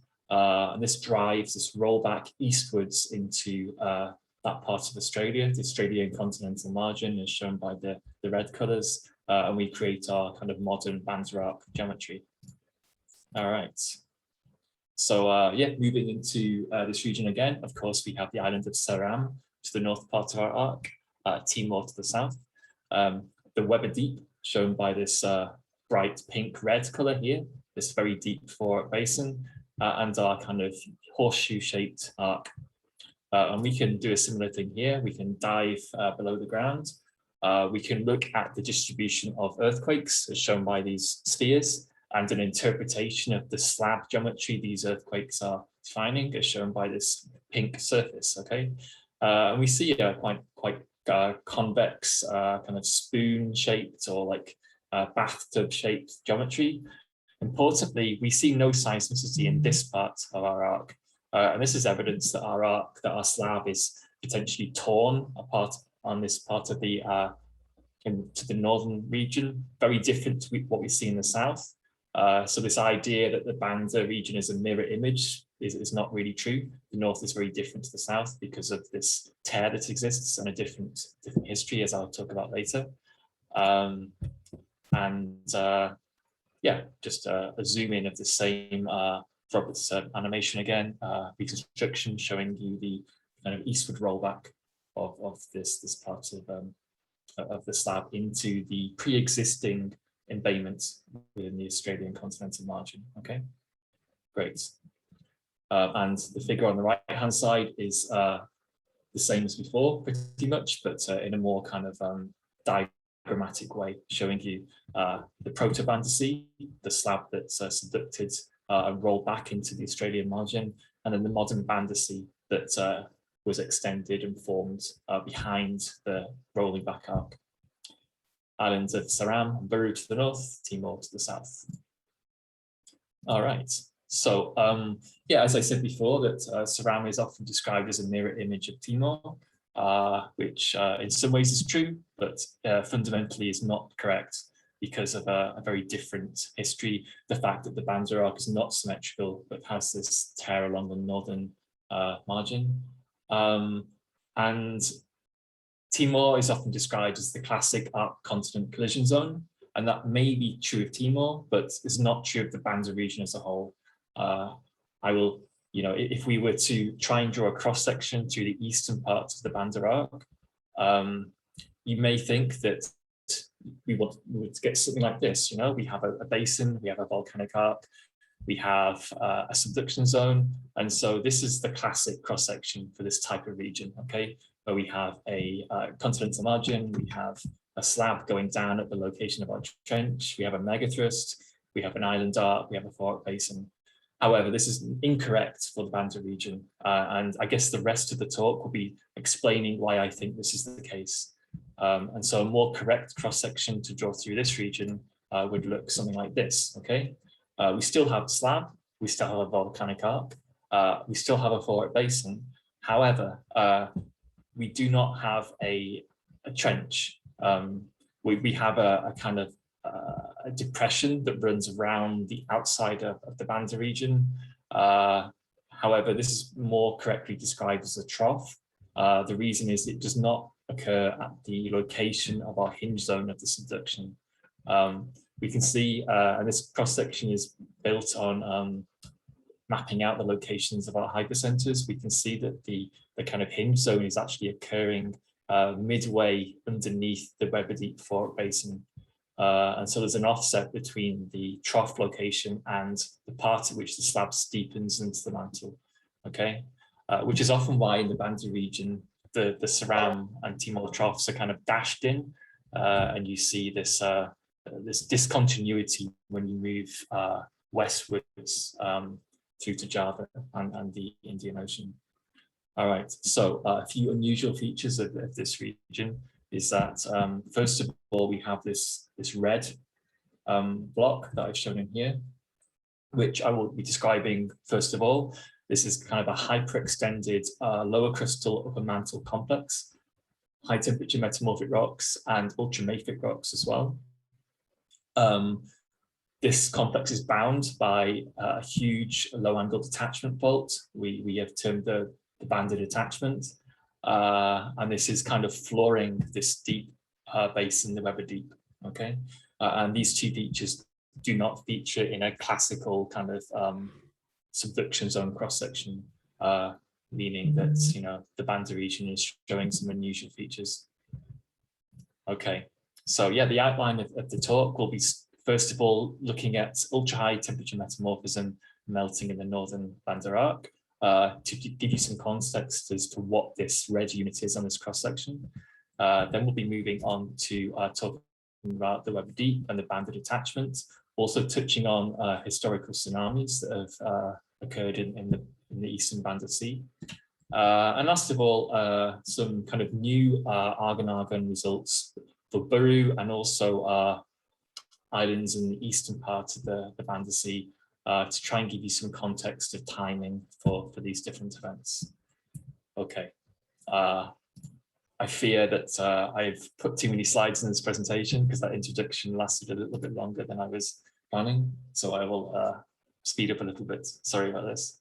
Okay, so just to talk about ultra high temperature metamorphism in the bigger context, these are hot rocks, okay? So this is defined as metamorphic rocks experiencing temperatures greater than 900 degrees, which is rarely achieved.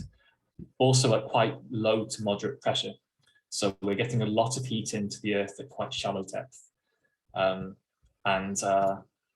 These are poorly understood, really. There's several different tectonic models proposed to explain how they form.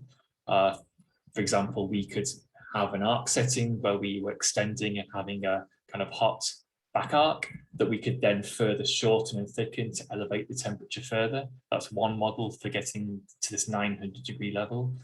We can also have situations where we are funneling hot asthenosphere through subducted ridges, this type of thing, to kind of access this really high temperature. But most of these rocks are really old, and they are occurring in Archean and Paleoproterozoic parts of the Earth. Rarely are they seen in modern settings. The Earth was a lot hotter back in time. Back in the Archean, the mantle was 200 degrees hotter, so these rocks were easier to form. But in the modern Earth, they are unusual, and the fact that they occur in East Indonesia on Seram was unexpected. So we're looking at a map of all the known locations worldwide where these types of rocks are formed.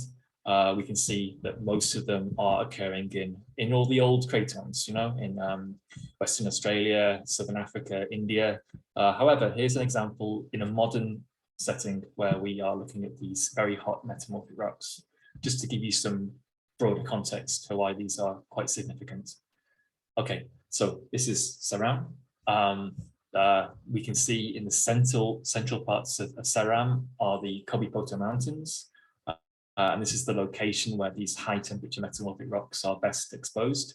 But they also occur in Western Seram, on Ambon, and also in this part of Eastern Seram too, and also around the Banda Arc towards the eastern extent, as I'll let you know about later. Okay, so just to have a look at these rocks in terms of their petrology, we have garnet, cordierite, limonite, spinel, this type of highly luminous assemblage. We see also granitic rocks, which are formed from melting of this high temperature metamorphic component. And we also see ultramafic rocks in very close association. So these are lertzolites, and we see contacts between our lertzolite and our kind of granulite facies migmatite, shall we say. And it looks very likely that these hot lertzolites are the heat source for the metamorphism and melting of the adjacent crust at very high temperature. They are always found both together in very close association in all locations observed. And importantly, we see our lertzolites on our high temperature migmatites, as shown by this red color.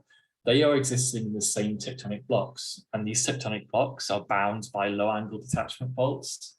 And these have been exhumed also at high temperature against our kind of metamorphic basement, shall we say. They're exhumed so hot that rocks in the hanging wall also start to melt. So we're looking at very hot rocks exhumed also at high temperature in an extensional setting. These are the key things. Okay, for those of you interested in the petrology of these rocks, I'll just briefly summarize that we have mineral assemblages in these granulites, which you only see in very hot rocks. So spinel and quartz, this is a very high temperature assemblage. Corundum, sapphire, melt inclusions within garnet, giving us evidence that melt was present when the garnet was forming. Again, this is all indicative of a very high temperature metamorphic history. And I have done some modeling work on these rocks that I will not go into detail just now.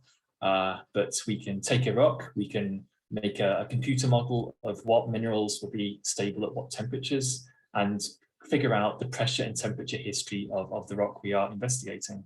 And just to give you a summary diagram, this is like a map of different metamorphic minerals and the fields in which they are stable. We can interpret our rock must have passed through this field here, so above 900 degrees and around 8 kilobars.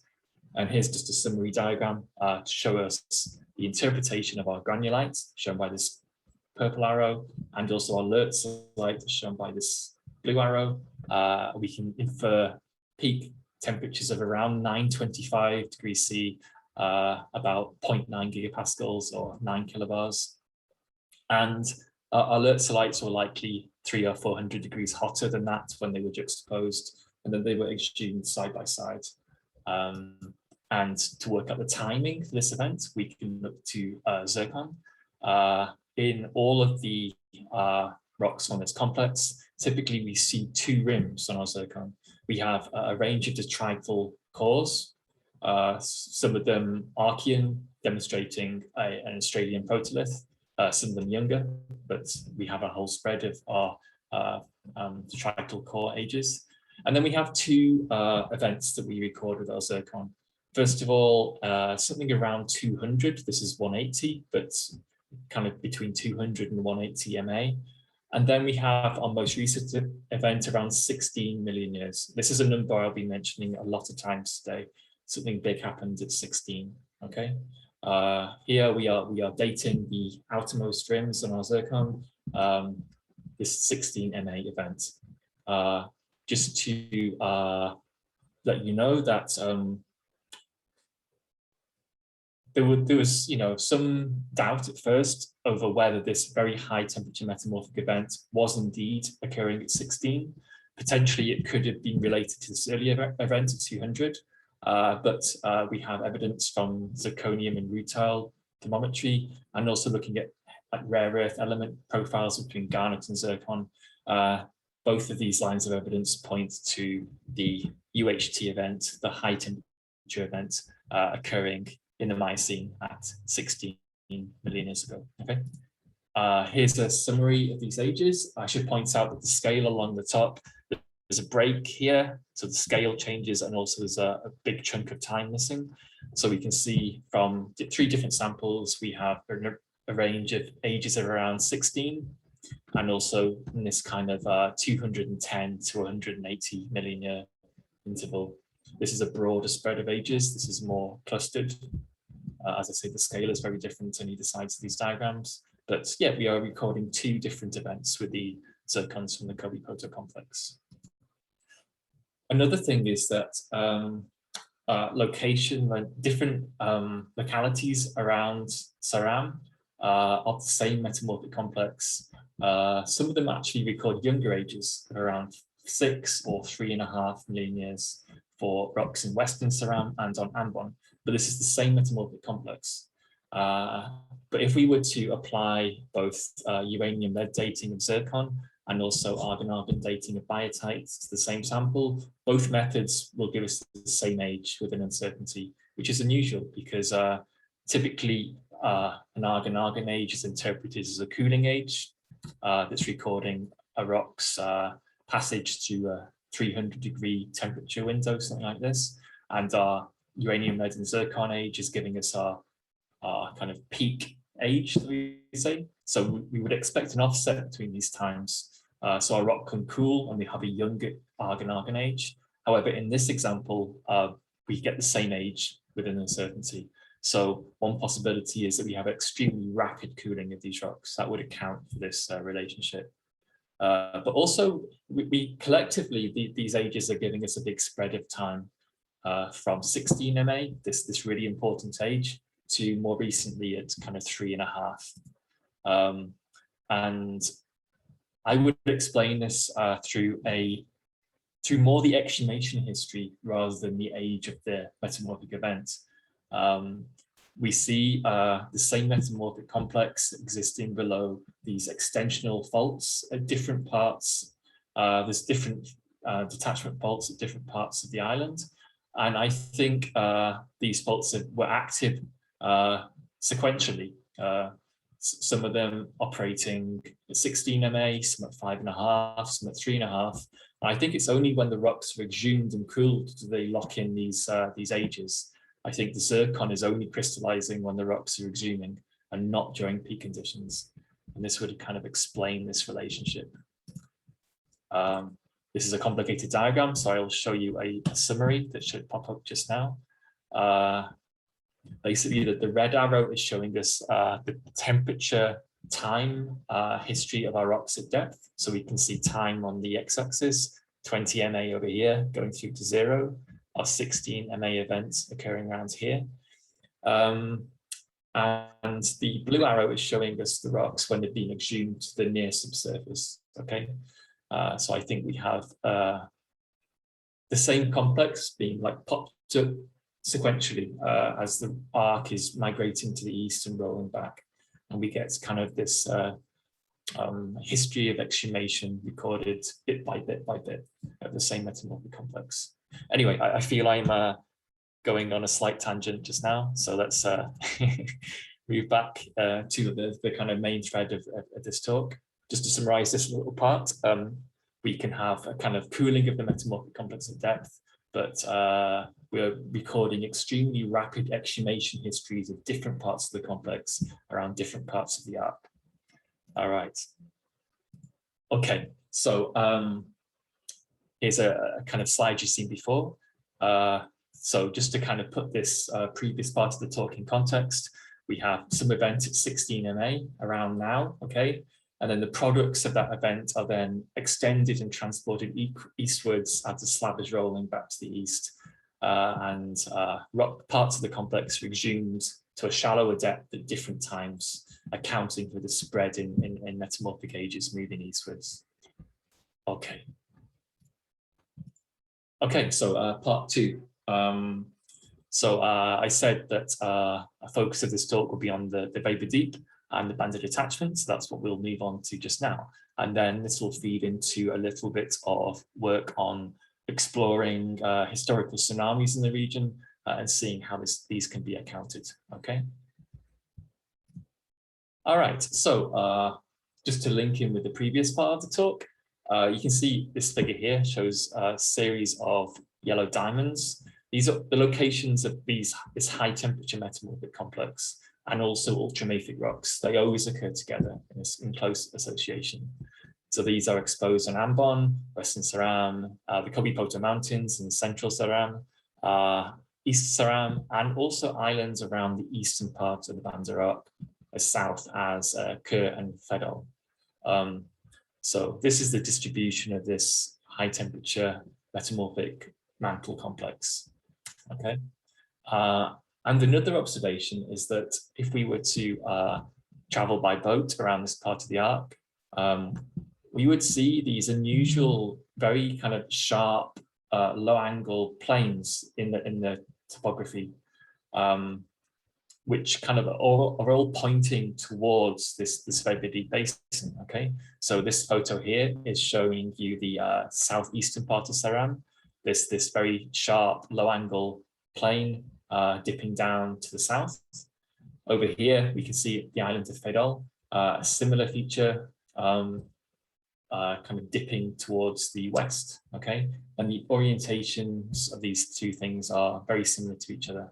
They're also exactly the same as the slope of this basin wall, which is a key thing I will tie into later. And looking at this very high resolution bathymetry data for the East Indonesian Sea, first of all, I should point out that the Weber Deep is 7.2 kilometers deep, and maybe with a kilometer or so of sediment within this dotted region here. So this is the deepest flowback basin on Earth. It's also the deepest part of the oceans that is not in a trench. So this is an extremely unusual basin, and we need a way to explain why it's so deep, I guess. And kind of examining this bathymetry in detail, you can start to pick out all these parallel grooves and channels and ridges, and they are consistent in their orientation across the entirety of the floor of the Weber Deep. Okay, there's two kind of enlarged parts here. We can see they have an orientation 310 to 130, 300 to 120, kind of in this region. And importantly, they are also parallel to this major strike slip shear zone on Ceram. The Kawa shear zone has the same orientation, and this shear zone also incorporates ultramafic rocks, this little fault-bound slices. So this is kind of was a surprising discovery that we have these parallel lineations and grooves flooring the Weber Deep, and they are parallel to structures that we can see on land. The interpretation is that these are grooves on a vast low-angle detachment fault plane, or at least kind of faults related to the same structure with the same sense of offset. And we term this fault the Banda detachment. This is accounting for why we can produce this incredible water depth here.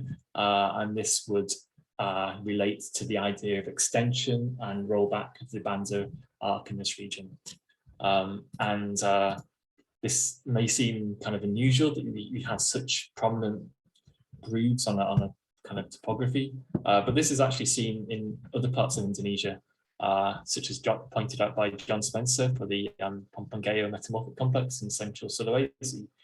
We see very similar landforms, very similar orientations of low-angle detachment faults. This is exposed on land, and in the weather deep, we are below the water. But similar scale, kind of, very similar topography, very similar geomorphology. All right. So yeah, here's a figure from which that cross section I showed you earlier is taken, showing us the very deep, 7-kilometer deep basin.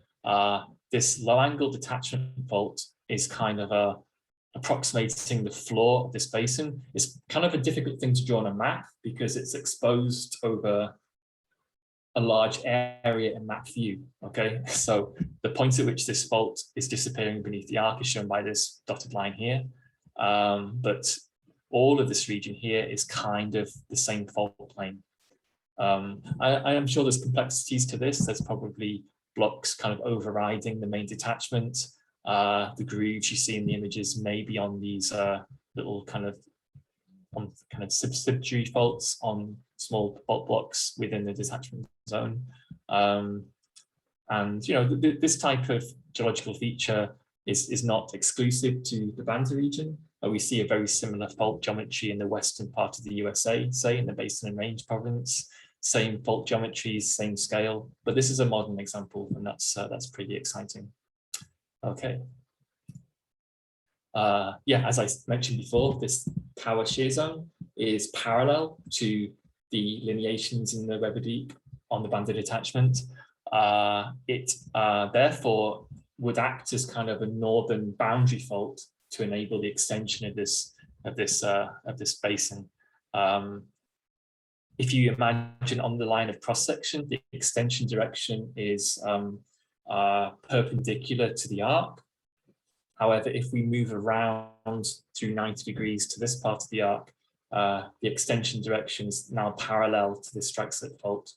So it's kind of like a northern boundary fault enabling the extension. Sorry if I just confused you with that complex description, but imagine this moon-shaped feature here sliding open, and the Cower shear zone is the fault which enables that extension on the northern part. Okay. So yeah, as I said before, this is where the cross-section is lifted from. Hopefully now this makes a bit more sense. We have our Kobe-Poto complex, as shown by our red. That's why it's exhumed all around the arc, because this would exist through Saran, exposed on all these islands in the Watubela Islands. Okay. Yeah, this is occurring beneath this very low angle detachment fault, the Banda detachment, and this is both overriding the hinge zone of our slab, where we steepen downwards like this. So we, you know, this fault over here is our kind of frontal thrust. We have over thrusted the Australian continental margin, as well as extending along the Banda detachment.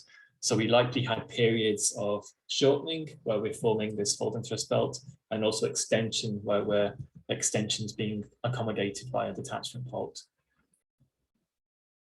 Okay. How am I doing for time? It's okay, all good. So there we go. Periods of rollback, extension, mantle exhumation, very high temperature metamorphism, and most recently, this complex has been exhumed by the rolling back Banda arc along the Banda detachment, pulling open this really deep basin. And this gained a little bit of attention in the media. It wasn't our intention to have such a dramatic headlines being shown, so I'm very sorry if this was a concern.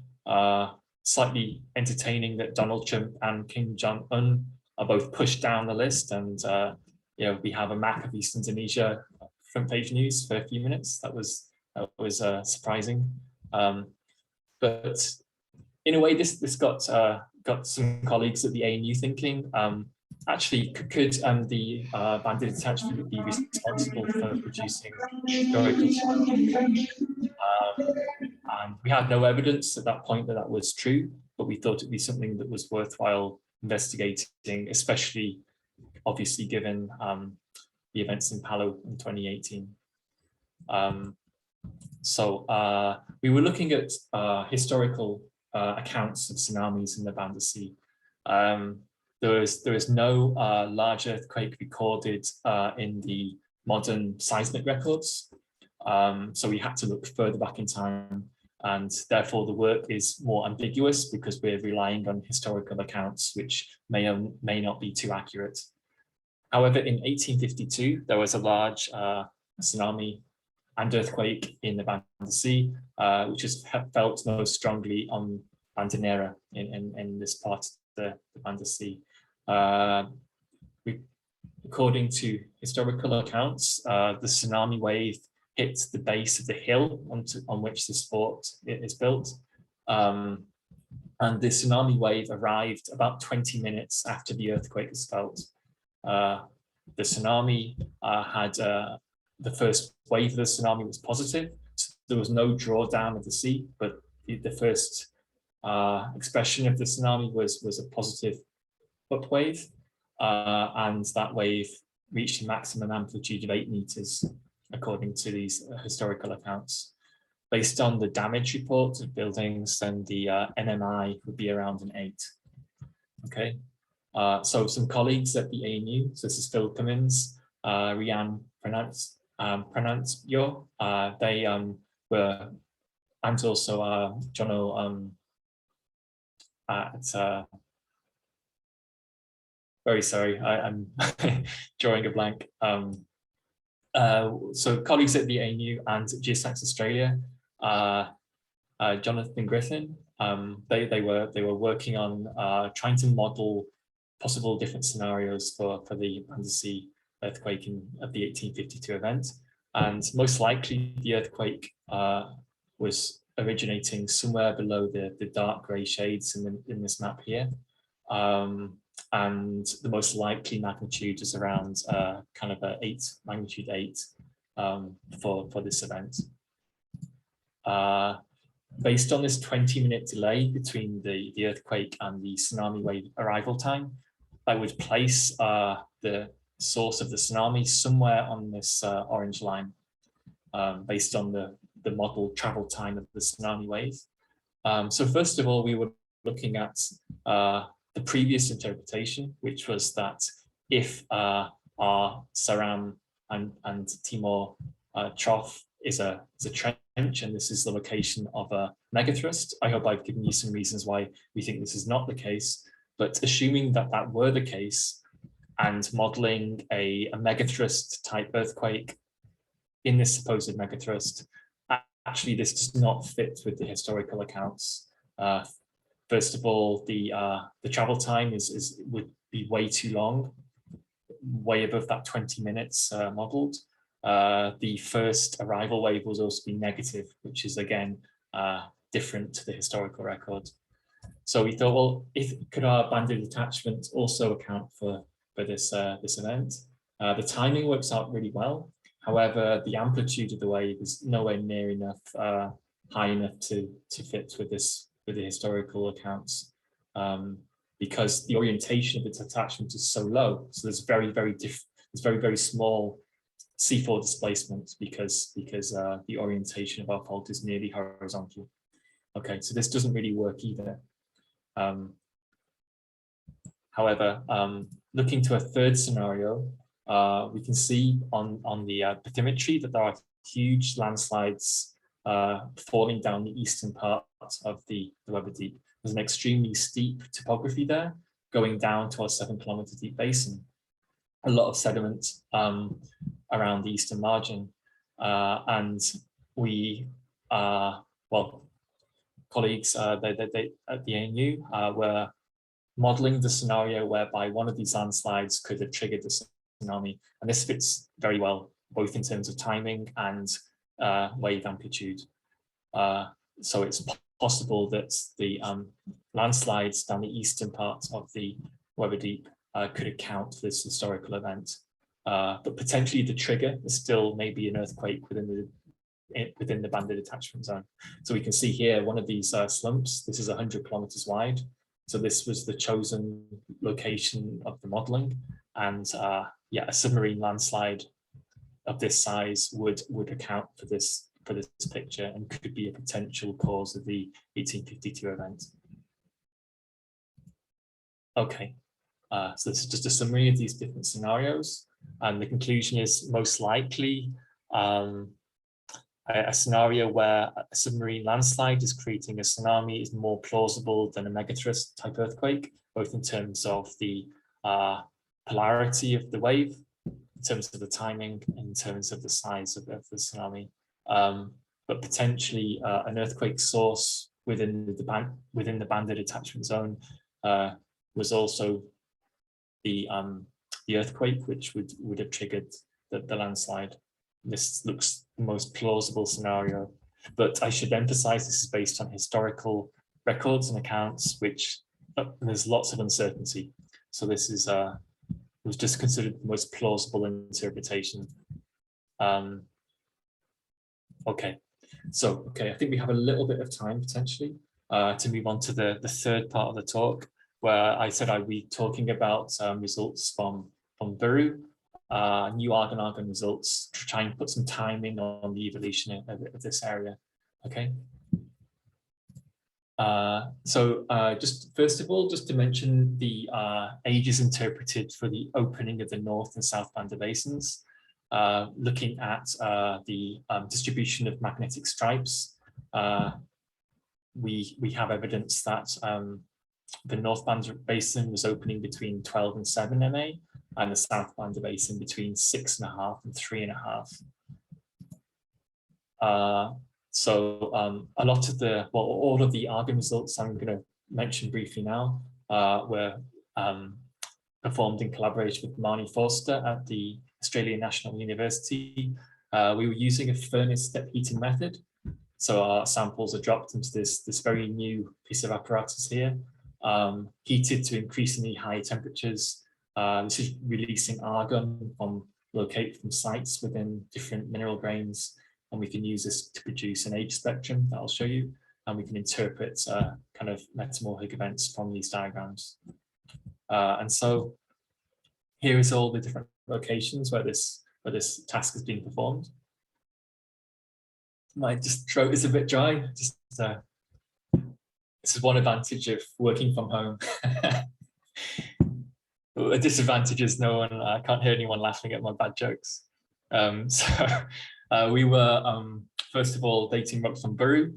There were a few samples from the Banda ridges, from dredge samples, working west Seram, east Seram, and islands around the Watu Bela Islands. Okay. So first of all, I'm moving to Buru, and I should acknowledge absolutely the help of Atto and his incredible kind of field assistance during this work a couple of years ago.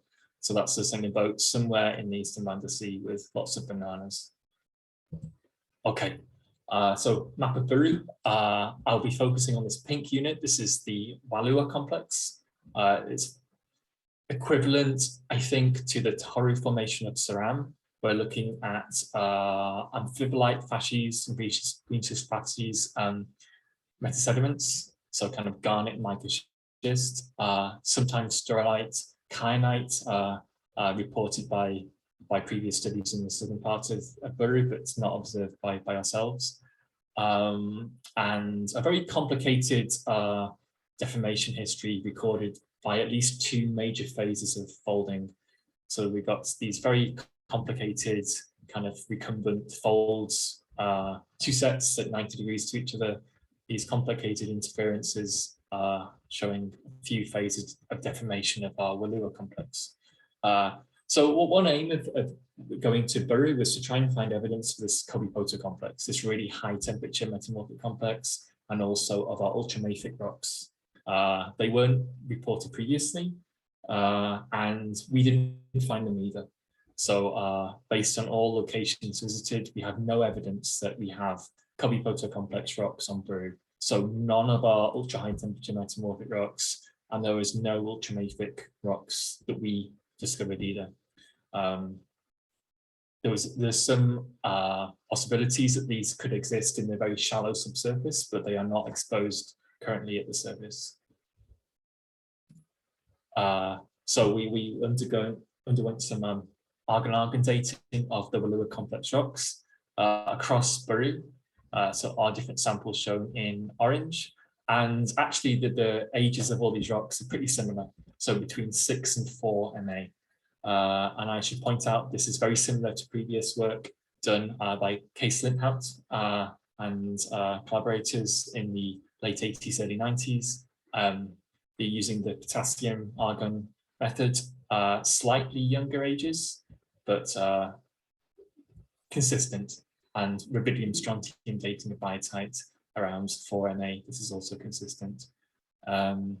Yeah, and so in a few examples, we have evidence of an older event as well. So I'll pull up these diagrams here. So if we zoom out to a larger timescale, in addition to this young event around 4 to 6 MA, we can see potentially older events recorded. One advantage of the argon-argon method is that you could record multiple events in a single sample, and we would interpret if we take this example here, mixing between an event at around 89 and that around 6. Okay, this is poorly constrained. There's quite a big spread here, but it's hinting potentially that the rocks in Peru are recording something in the mid-Cretaceous, potentially related to suturing in Central Sulawesi when Peru was closer by. But this is really I'm not sure what really this means. Lastly, just some evidence to prove that these two are distinct events. They have very different argon isotope signatures. They're very different from the atmospheric argon. So this is just confirming that these two are geologically meaningful, probably, but the interpretation is still difficult to understand at the moment. The only outlier here is one sample taken from south of the Apo Valley. In this example, there's potentially slight melting and quite plastic deformation, and we have kind of this quartz biotite myelinite. This thin section photo is taken from one of these dark lenses, and these dark lenses are occurring within this kind of nice, shall we say. This is the only kind of example of a more high temperature process. And dating of white mica from this sample gives massively different ages. This is a very bad result, I should stress. The spectrum is convoluted, and I'm not putting too much confidence in it, but I think it's still indicating an older event. And again, the interpretation of this is it's still difficult to understand. This 86 is similar to those previous ages, but yeah, I'm not so sure really what this could link to. But I think it's still evidence of a previous event and recorded in different parts of the Walua complex. There's a bigger story here further back in time. That's all I'm going to say at the moment. One other thing is that this location was 1 kilometer to the west of the Gunung Botak gold mine. So again, this could be another part of the story. Again, I'm still not sure. Okay, so we were lucky enough to have a few samples from the dredging project in the mid-80s, the results of which were published by Silver et al. And other authors at this time. And we did the same argon dating method on these samples, ages of around 11, 12 MA for continental rocks. So these were kind of green schists from the Rama and Isipara ridges in this part of the Banda Sea. So the idea of this part of the Banda Sea being completely oceanic has been known for some time to be incorrect, and we have continental slices and fragments kind of within this part of the Banda Sea, and this is further evidence to support that. Again, recording quite young metamorphic ages. This is summarizing previous work done on Ceram, and there's 2 more samples most recently added to this, consistent with the previous results. So again, this magic number 16 is appearing a lot, and then ages of around 5.5, 4, and then 3.5 ambon. And there's nothing really new added here, but more results showing the same picture. This is summarizing that. I know the text is really small, so here is a further summary. So going in order, we have the ultra high temperature metamorphic event at 16 MA, extension in Western Ceram at about 5.5, 6.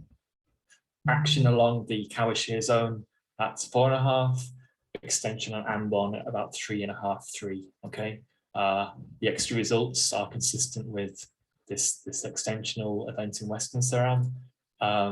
And then we move on to the east part of Ceram, to a new location.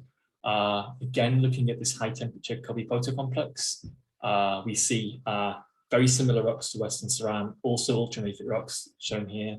Also kind of mafic granulites, this is something new, but they record the same age, 16 MA, the same event. So a few slightly younger at 14, but yes, this looks very likely to be the same UHT event, the same metamorphic complex, different location further east. Moving further around the arc to the islands of Kasui and Tio, again, 16 MA. And further around to Kur and to Fedol, 16 MA and 16 MA. And yeah, we're dating both biotite and K-feldspar from the same sample, same ages within uncertainty. And again, these are very consistent with previous ages published by Hontas et al. So biotite potassium argon ages of around 16, 17, K-feldspar potassium argon ages 17, similar. Okay, and finally to Fidel, again, 16 MA. I'm going very quickly now, I'm aware, but the point I'd like to make is that we have the same metamorphic complex, same ages recorded all around the eastern parts of the Banda arc, all occurring below this banded attachment. The banded attachment is, well, the whole of this region here, where my mouse is diving beneath the volcanic arc over here by this thick dotted line, and exhuming rocks immediately to the east of this thinner dotted line around this island chain. Again, this is this large submarine landslide shown by this region here.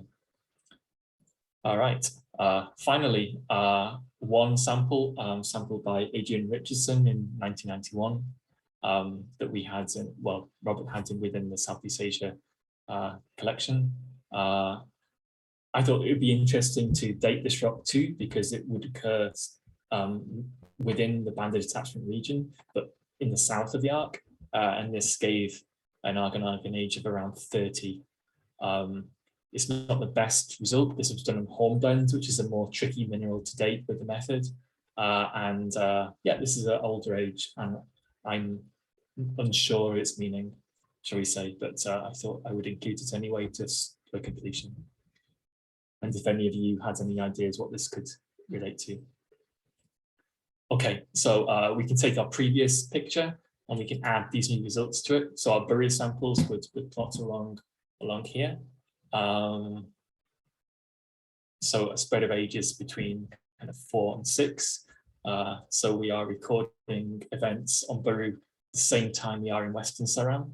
Again, feeding in this idea that the Walua and the Tohoro formations are equivalent pretty much, just separated by the shallow sea between Buru and Ceram. The ages from the Banda ridges are consistent with the spreading of the North Banda basin, and they kind of occur in this region here, 11 to 12. And then of course our 16 MA event, we have further evidence of this existing further east around our arc. So yeah, we have evidence of this ultra high temperature metamorphic and high grade melting event preserved all around the northern and eastern parts of the Banda arc, but not in the south in the Timor region, further dispelling this idea of this symmetry, this mirror image type approach is not correct. Final part of our puzzle. My timing is, I think, okay. We need to think about where these rocks were at 16 million years ago. Obviously, I was hinting before that they've been kind of dragged eastwards by the rolling back arc, and I thought I would just emphasize this point one more time. So again, you've seen this animation many times this morning or your afternoon. At 16 MA, we start rolling back and extending and ripping open and rifting this part of the pseudospur. And so there was the products of this event were then transported eastwards and then later exhumed around the northern and eastern part of the arc. This is an explanation which I think is holding up. Just this is a nice illustration of the way that we are overthrusting the original trench from this point, which is why we were showing the arc with this dotted line, or at least Robert's depicting the arc with a dotted line. Then we would extend subsequent to that to open out the Weber Deep along the Banda detachment, further exhuming those rocks to the current sea level. All right, so 16 MA, we have extension within this part of the pseudospur. We're exhuming our mantle to shallow depth. We're melting our crust and metamorphosing it at around 900 degrees, super hot. Very unusual to see this in the modern Earth, as I talked about at the start of today. From 16 MA, we keep extending and opening the North Banda Basin to around 7. Our Kobe-Poto complex rocks shown still by these diamonds. We are operating this strike slip fault now to accommodate rollback eastwards into the Banda region. Our Kobe-Poto complex still migrating kind of eastwards with this rolling back arc. Further operation of the strike slip shear zone, further rollback, and exhuming our Kobe-Poto complex on Ambon now at 3.5. We had extension in Western Ceram at 5.5.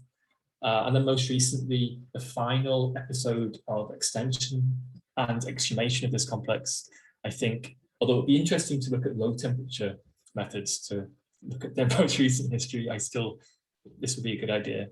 But yes, the most recent episode here is to exhume Kobe-Poto complex rocks beneath the Banda detachment in the last few million years, okay? I think that kind of completes the story.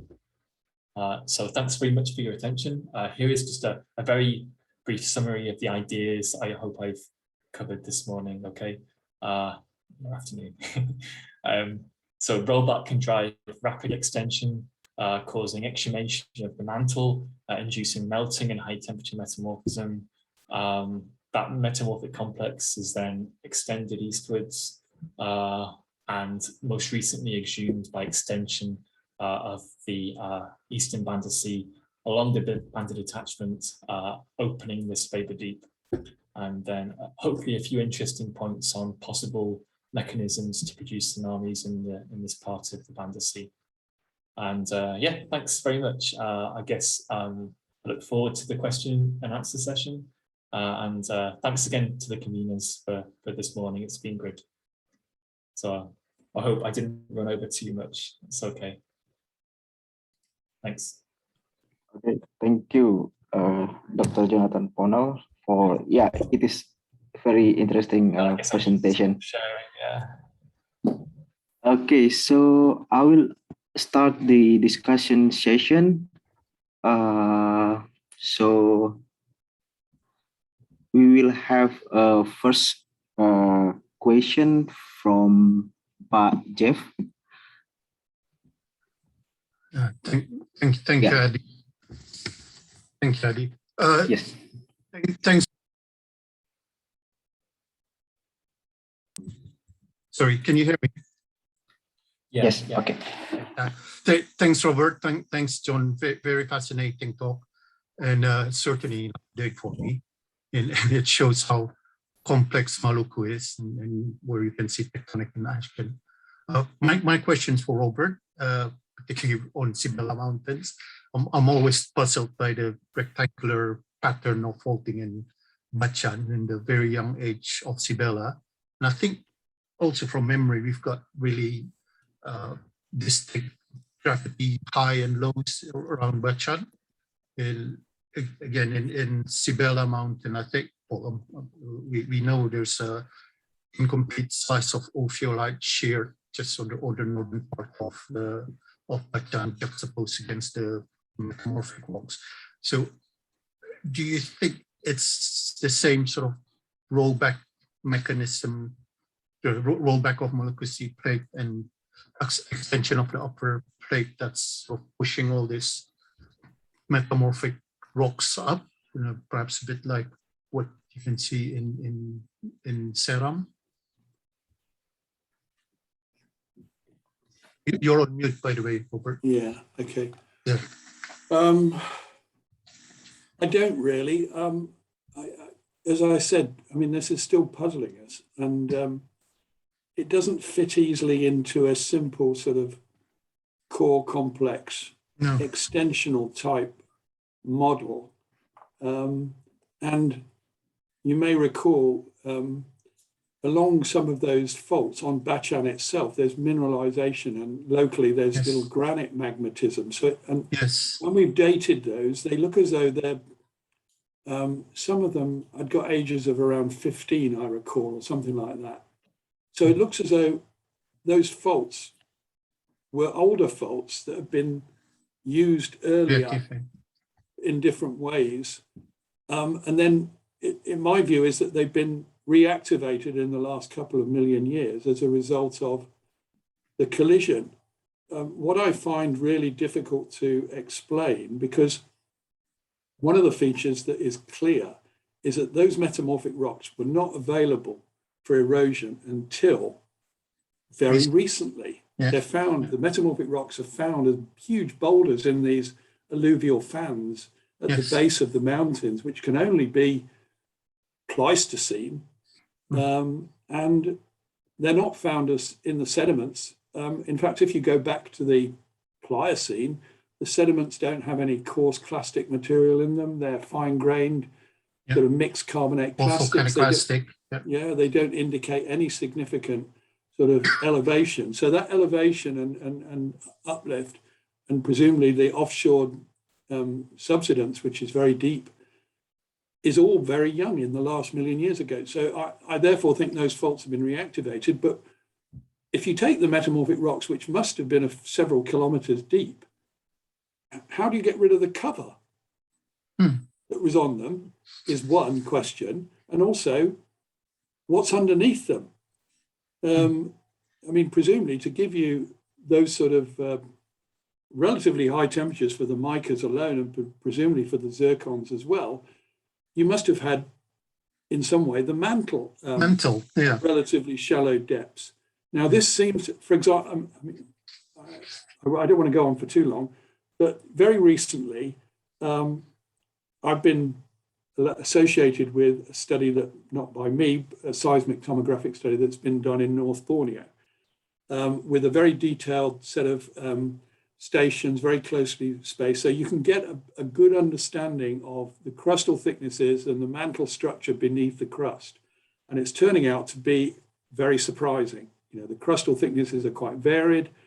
Locally, the lithosphere is very thin, etc. Now, to my mind, this is what we need in Eastern Indonesia. We need it in Sulawesi.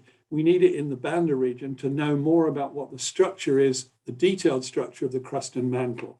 And these seismic tomography studies can do that if there's the opportunity to get a lot of stations in over a reasonable area. And personally, I think the only way we're going to really understand those regions is by having those sorts of studies of the crust and mantle, which will give us a better insight into what is there. I mean, John's got these lovely cross sections. To my mind, they're very convincing. But essentially, once we go below the surface, they're all speculation, really, aren't they? They're based on our age data and our interpretations of what's happening. If we could only get detailed crustal and lithospheric structure observations, that would really make a big difference. Things, yeah. Thank you. Yeah, I still struggle to draw a cross section through Seram, if I'm being honest. A north-south section would be really difficult. I can sympathize struggle drawing cross section through Bachan. Yeah. The same reason, probably. Thank you. Okay. Is there any other question?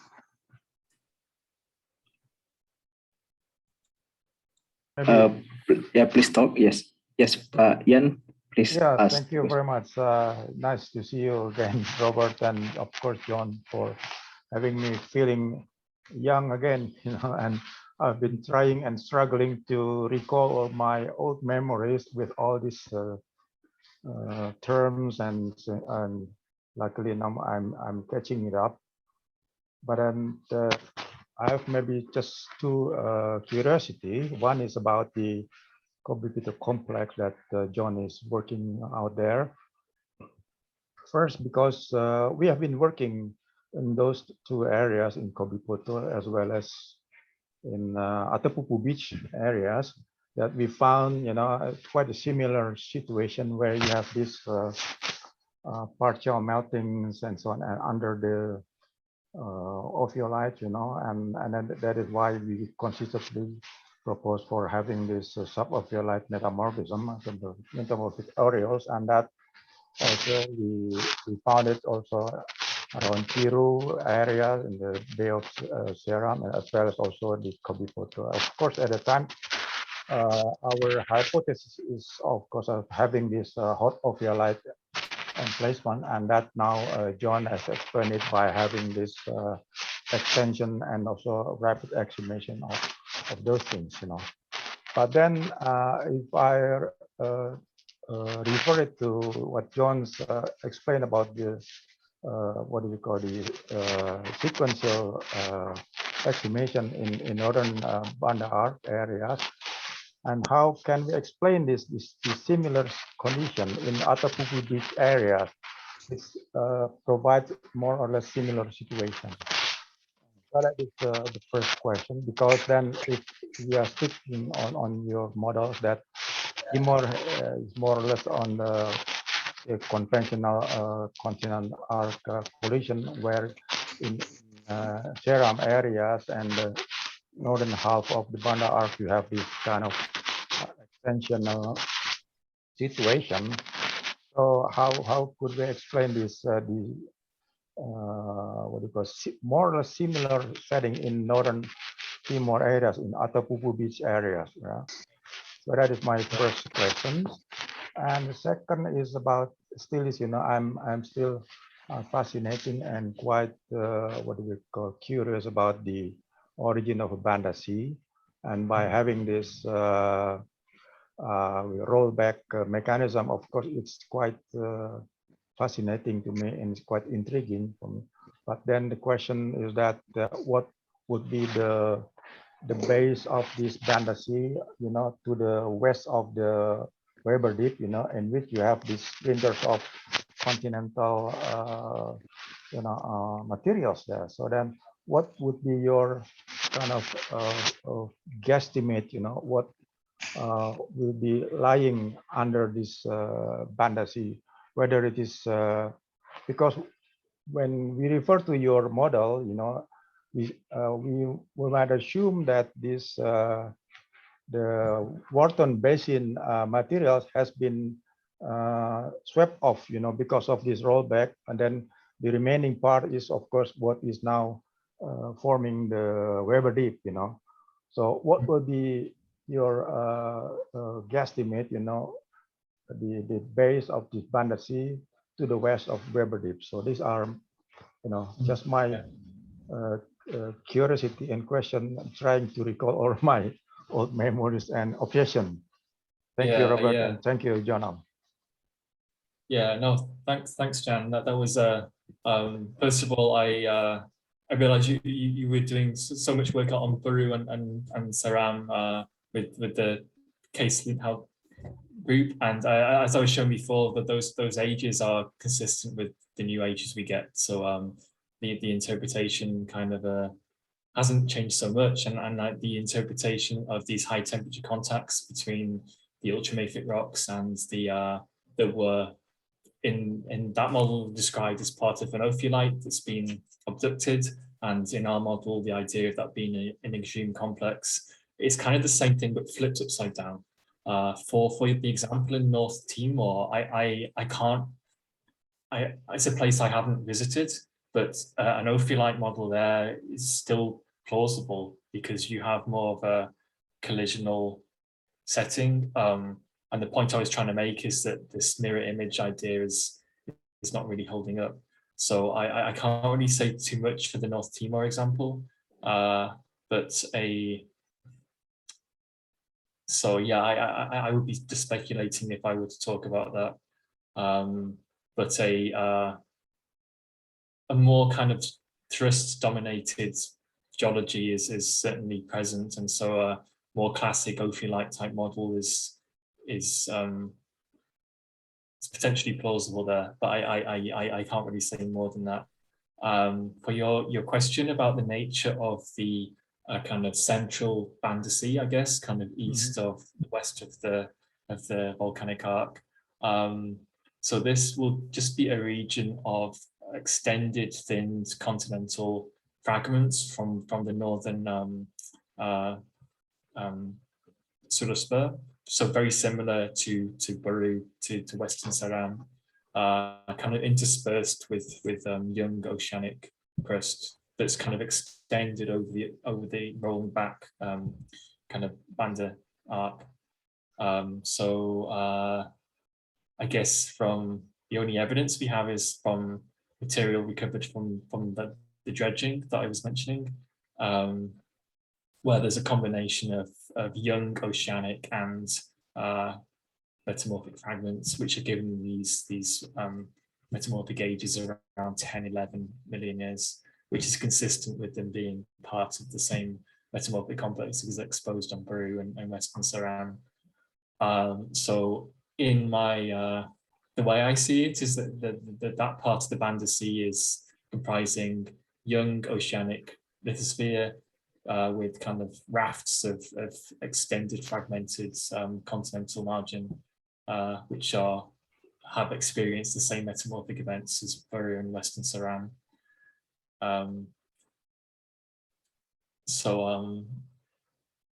Yeah, hopefully is that kind of answering the question, or is there another point that I may have forgotten some part of your question? Yeah, because you know, when we refer to these magnetite stripes, you know, in Banda Sea and also in the Wharton Basin, that seems to be they are, you know, correlated, or one may assume they are more or less of same ages. But then by having your rollback model, then we might assume that this must be of younger, you know, oceanic materials there. I don't know. Okay.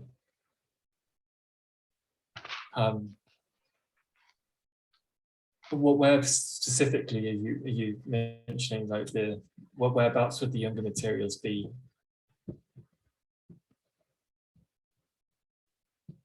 So I'm maybe not so sure in your question.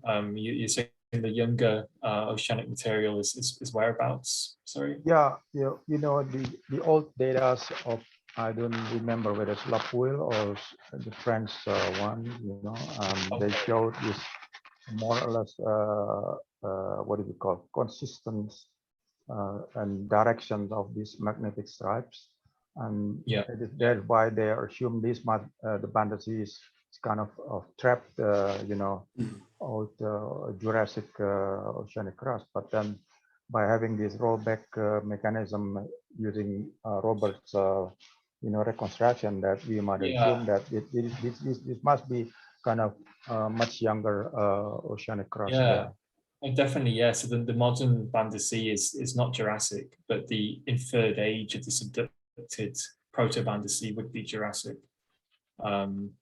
And so yes, yeah, the modern Banda Sea is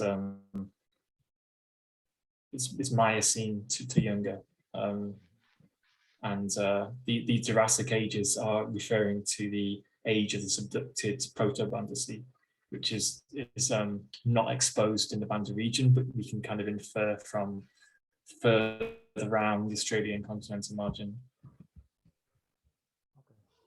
Okay. Yeah. Yeah. Thanks. Can I add one point? Yes, please, Robert. I mean, one of the things that has changed, which on Ceram is in a way clearer, is originally we all interpreted ultramafic rocks in particular as parts of an ophiolite. And what John has been able to show is that the supposed ophiolites on Ceram, the peridotites there, were not part of an ophiolite. They're part of what seems much more likely to be the subcontinental lithospheric mantle. Now, I don't have any evidence for this, but I do wonder whether if you went round to other parts of the Banda Arc, Timor and the islands along the Banda Arc to the east of Timor, whether you might find that some of these ultramafic rocks are actually also subcontinental lithospheric mantle rather than parts of an ophiolite. And what is actually noticeable in many of these areas is there aren't many places, as far as I'm aware, where you can actually see the whole ophiolite sequence as it's supposed to exist. I mean, what is most common is ultramafic rocks. And therefore, I just think it could be worth going back to the Banda Arc, the southern Banda Arc, and looking at the ultramafic rocks and metamorphic rocks. And as John has done it's got one sample with that 30 million year age from that region, what we might find there. I'm not saying that they're not ophiolites, but I do wonder whether it might be worth looking again at the ultramafic rocks to see whether some of them might be more similar to those in Ceram. Okay, thank you. Yeah, thank you. So we have, Pak Budi, I didn't notice before. Pak Budi Kumara Warman, please, you can ask directly to the presenter. You are muted. Okay, please talk. Okay. Yeah. Okay. Yeah. I believe my question is also related with what previously mentioned, that there's a possibility that the ultramafic rock is not related to ophiolite rocks. So one thing that I noticed that in the subduction initiation or rollback settings, usually there's some Pownall type of rocks affinities. It's a high Mg and high silica rocks melt that rising to the surface as a exclusive rocks. So I just wondering if John find that Pownall type of rock from Banda and Molucca, because I believe it will be very valuable information. I work with the nickel industry in Indonesia, so it will be very valuable to better understand the geochemistry and the affinities of the ultramafic rock in the region. Thank you. Yeah, thanks. Thanks for the question. I'm afraid I kind of missed a little bit of it. The sound was quite bad my end. So yes. Yeah, I'm a little unsure exactly what the question is. So the question is related one of the typical rock that might occur in the subduction initiation and rollback setting is boninite. Okay. Yeah, the isobonin type of rock. Yeah. Okay. Yeah. Well, it's a good question. I haven't encountered any rock that I've interpreted to be boninites in the Banda region.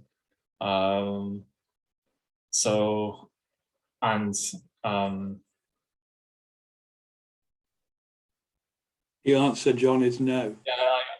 The answer is no. Yeah. The answer is no. There are no boninites. I don't want to be so. Yeah, I don't think so. No. I was just thinking of strange hydralite type rocks. These kind of mica. Yeah, but that's unrelated. I don't see that similarity. I mean, what is interesting is that you can see, in my view, subduction starting going around the North Banda Sea from the northeast corner is the very beginning stage. If you go to the west side of the North Banda Basin, you see the next stage on, and then if you go up to the Cotabato Trench north of Sulawesi, you see the next stage. You can see this, and the models that have been proposed for subduction initiation in the West Pacific, which are, as you imply, have got this boninites and so on, are not the models that working in the little very young marginal basins all the way around the West Pacific. So I think the boninite genesis type of model probably works in some settings, but in other settings we've got a different type of process, and so we're not getting boninites. Okay. Yeah. Thank you. Yeah. Okay.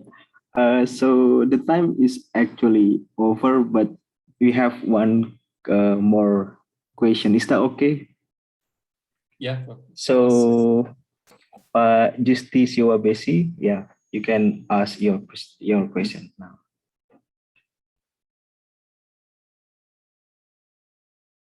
Thank you very much. I'm Justice Yowabesi from Geoscience Australia in Canberra. I'm not a geologist, but I'm a marine acoustic scientist. My question is just very general in terms of the seabed mapping and bathymetry. So the question is just to both of you: how important is bathymetry to your study or to your interpretation? That's the first one. The second one is to do with because we are talking about the resolution, we're talking also about the scale. The scale and the resolution, they are all tied together. So is bathymetry resolution of importance to your interpretation? Would the resolution can actually change your interpretation? So if you improve your resolution, would that change your interpretation? That kind of stuff. And the last one is to do with is the current global model is enough? Thanks. Great, thanks. I guess I could comment that without the high resolution multi-beam data for the Weber Deep, it wouldn't be possible to identify those parallel scarps, the fault scarps and lineations, which is the reason why this wasn't seen previously. It was only when those data were available that it was possible to make that interpretation. So I don't think it's so much changing the interpretation, but it's enabling, well, I guess it is changing, it's enabling more evidence for a new interpretation. Yeah, surely like the better resolution, can only be a good thing. I mean, I struggle to see how that can't be advantageous, for sure. Imagine if you had the same resolution as kind of LiDAR data for seafloor. I mean, absolutely, that would be very helpful. And I guess Robert's point was that in some cases, the resolution of the bathymetry is better than that for what we have on land. What would be great if the gap between the bathymetry and the topography were filled in somehow, you know, the kind of shallow coastline. Yeah, that would be maybe the most helpful advance. Yeah, I personally think that you illustrate this point well by asking about resolution and interpretation, because previously across the whole of this region, the resolution in the bathymetry was approximately cell size of about 1 kilometer. And now we've got cell size of somewhere between 15 meters and 25 meters, which is certainly as good as SRT or better than SRTM. We're seeing features that we never could see. So we're suddenly seeing these structures in the last sort of 10 years, not only around the Banda region, but in around Sulawesi, for example, and so on down the Makassar Straits. And it's absolutely brilliant. And what will happen is if we could only get that sort of scale of mapping with that resolution across the whole of the area, we would have a much better understanding of the tectonics of the region than we have at the moment. And so please find a way to do that, because the only reason we've got it is because certain companies actually pursued this for economic reasons and then made the data available, shared the data with us. And you can see now where we've got coverage. So if only this sort of type of survey could be done routinely, it would be fantastically interesting. Thank you. Okay, thank you. So I think we are now in the end of this session. Actually, we have many questions. Yeah, we have many questions regarding in the live chat box. But since we don't have, the time of this session is already over. So the question in the live chat box will be delivered to the presenter, and then the presenter will give the answer maybe via email. So the committee will arrange this question. Okay. So let me summarize about our session today. So Eastern Indonesia, including North Maluku, Halmahera, Sorong Fault, records a complex history and rapidly changing tectonic history, including subduction, articulation, and strike-slip faulting due to the motion of Australian plate and the clockwise rotation of Philippine Sea plate. And there is a possible new type of metamorphic complex in Bacan that might be related with the articulation.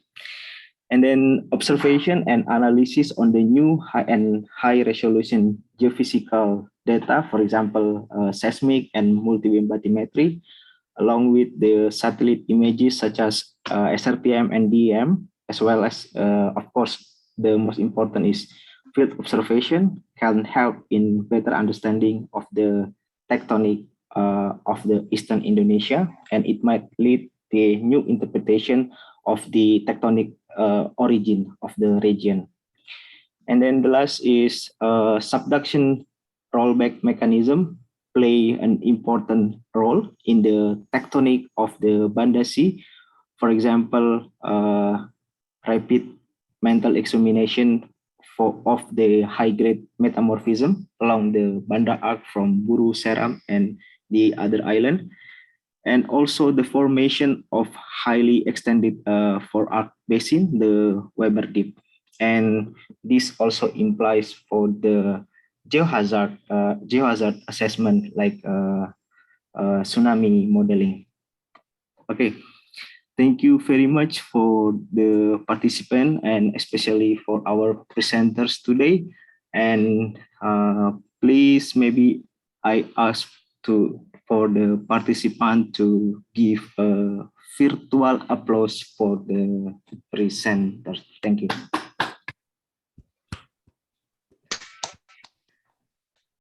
Okay, so I will hand over the session to the host, please.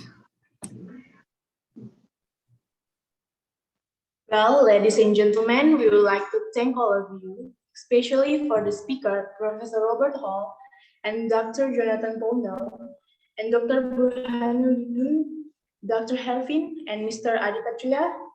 Okay, thank you very much.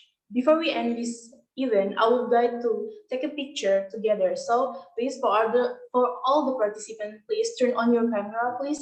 I will wait 3 seconds. Please turn on your camera. Okay, we will start from the first slide. I will count until 3. Give me your best pose. Okay, 1, 2, and 3. Okay, the second slide. 1, 2, cheese. Okay, the third. Please turn on your camera. The third slide, please. One again, the third, please. That's the third. Okay, 1, 2, 3. The fourth. 1, 2, 3. Okay, I think that's all. Okay, finally, our webinar today is finished. Hopefully, this webinar will be useful to all of us. I and the webinar comment humbly apologize if there anything wrong during this webinar. Thank you for joining us, and I'll see you in another event. For more information, please follow us on Instagram and Facebook at IAGI Maluku, and you can also check our this webinar on our YouTube at IAGI Maluku _Stoma Maju. Wassalamualaikum warahmatullahi wabarakatuh. Peace be with you. Thank you. Salam. Thank you. Thank you. Terima kasih Pak Burhanuddin. Thank you Thanks, very Robert. much, Thanks, Prof. John. John. Thank you, Robert. Thank you, Thank you, John. Thank you, Thank you, everyone. Thank you very much. Very Great well. job. Terima kasih, Pak. Yes.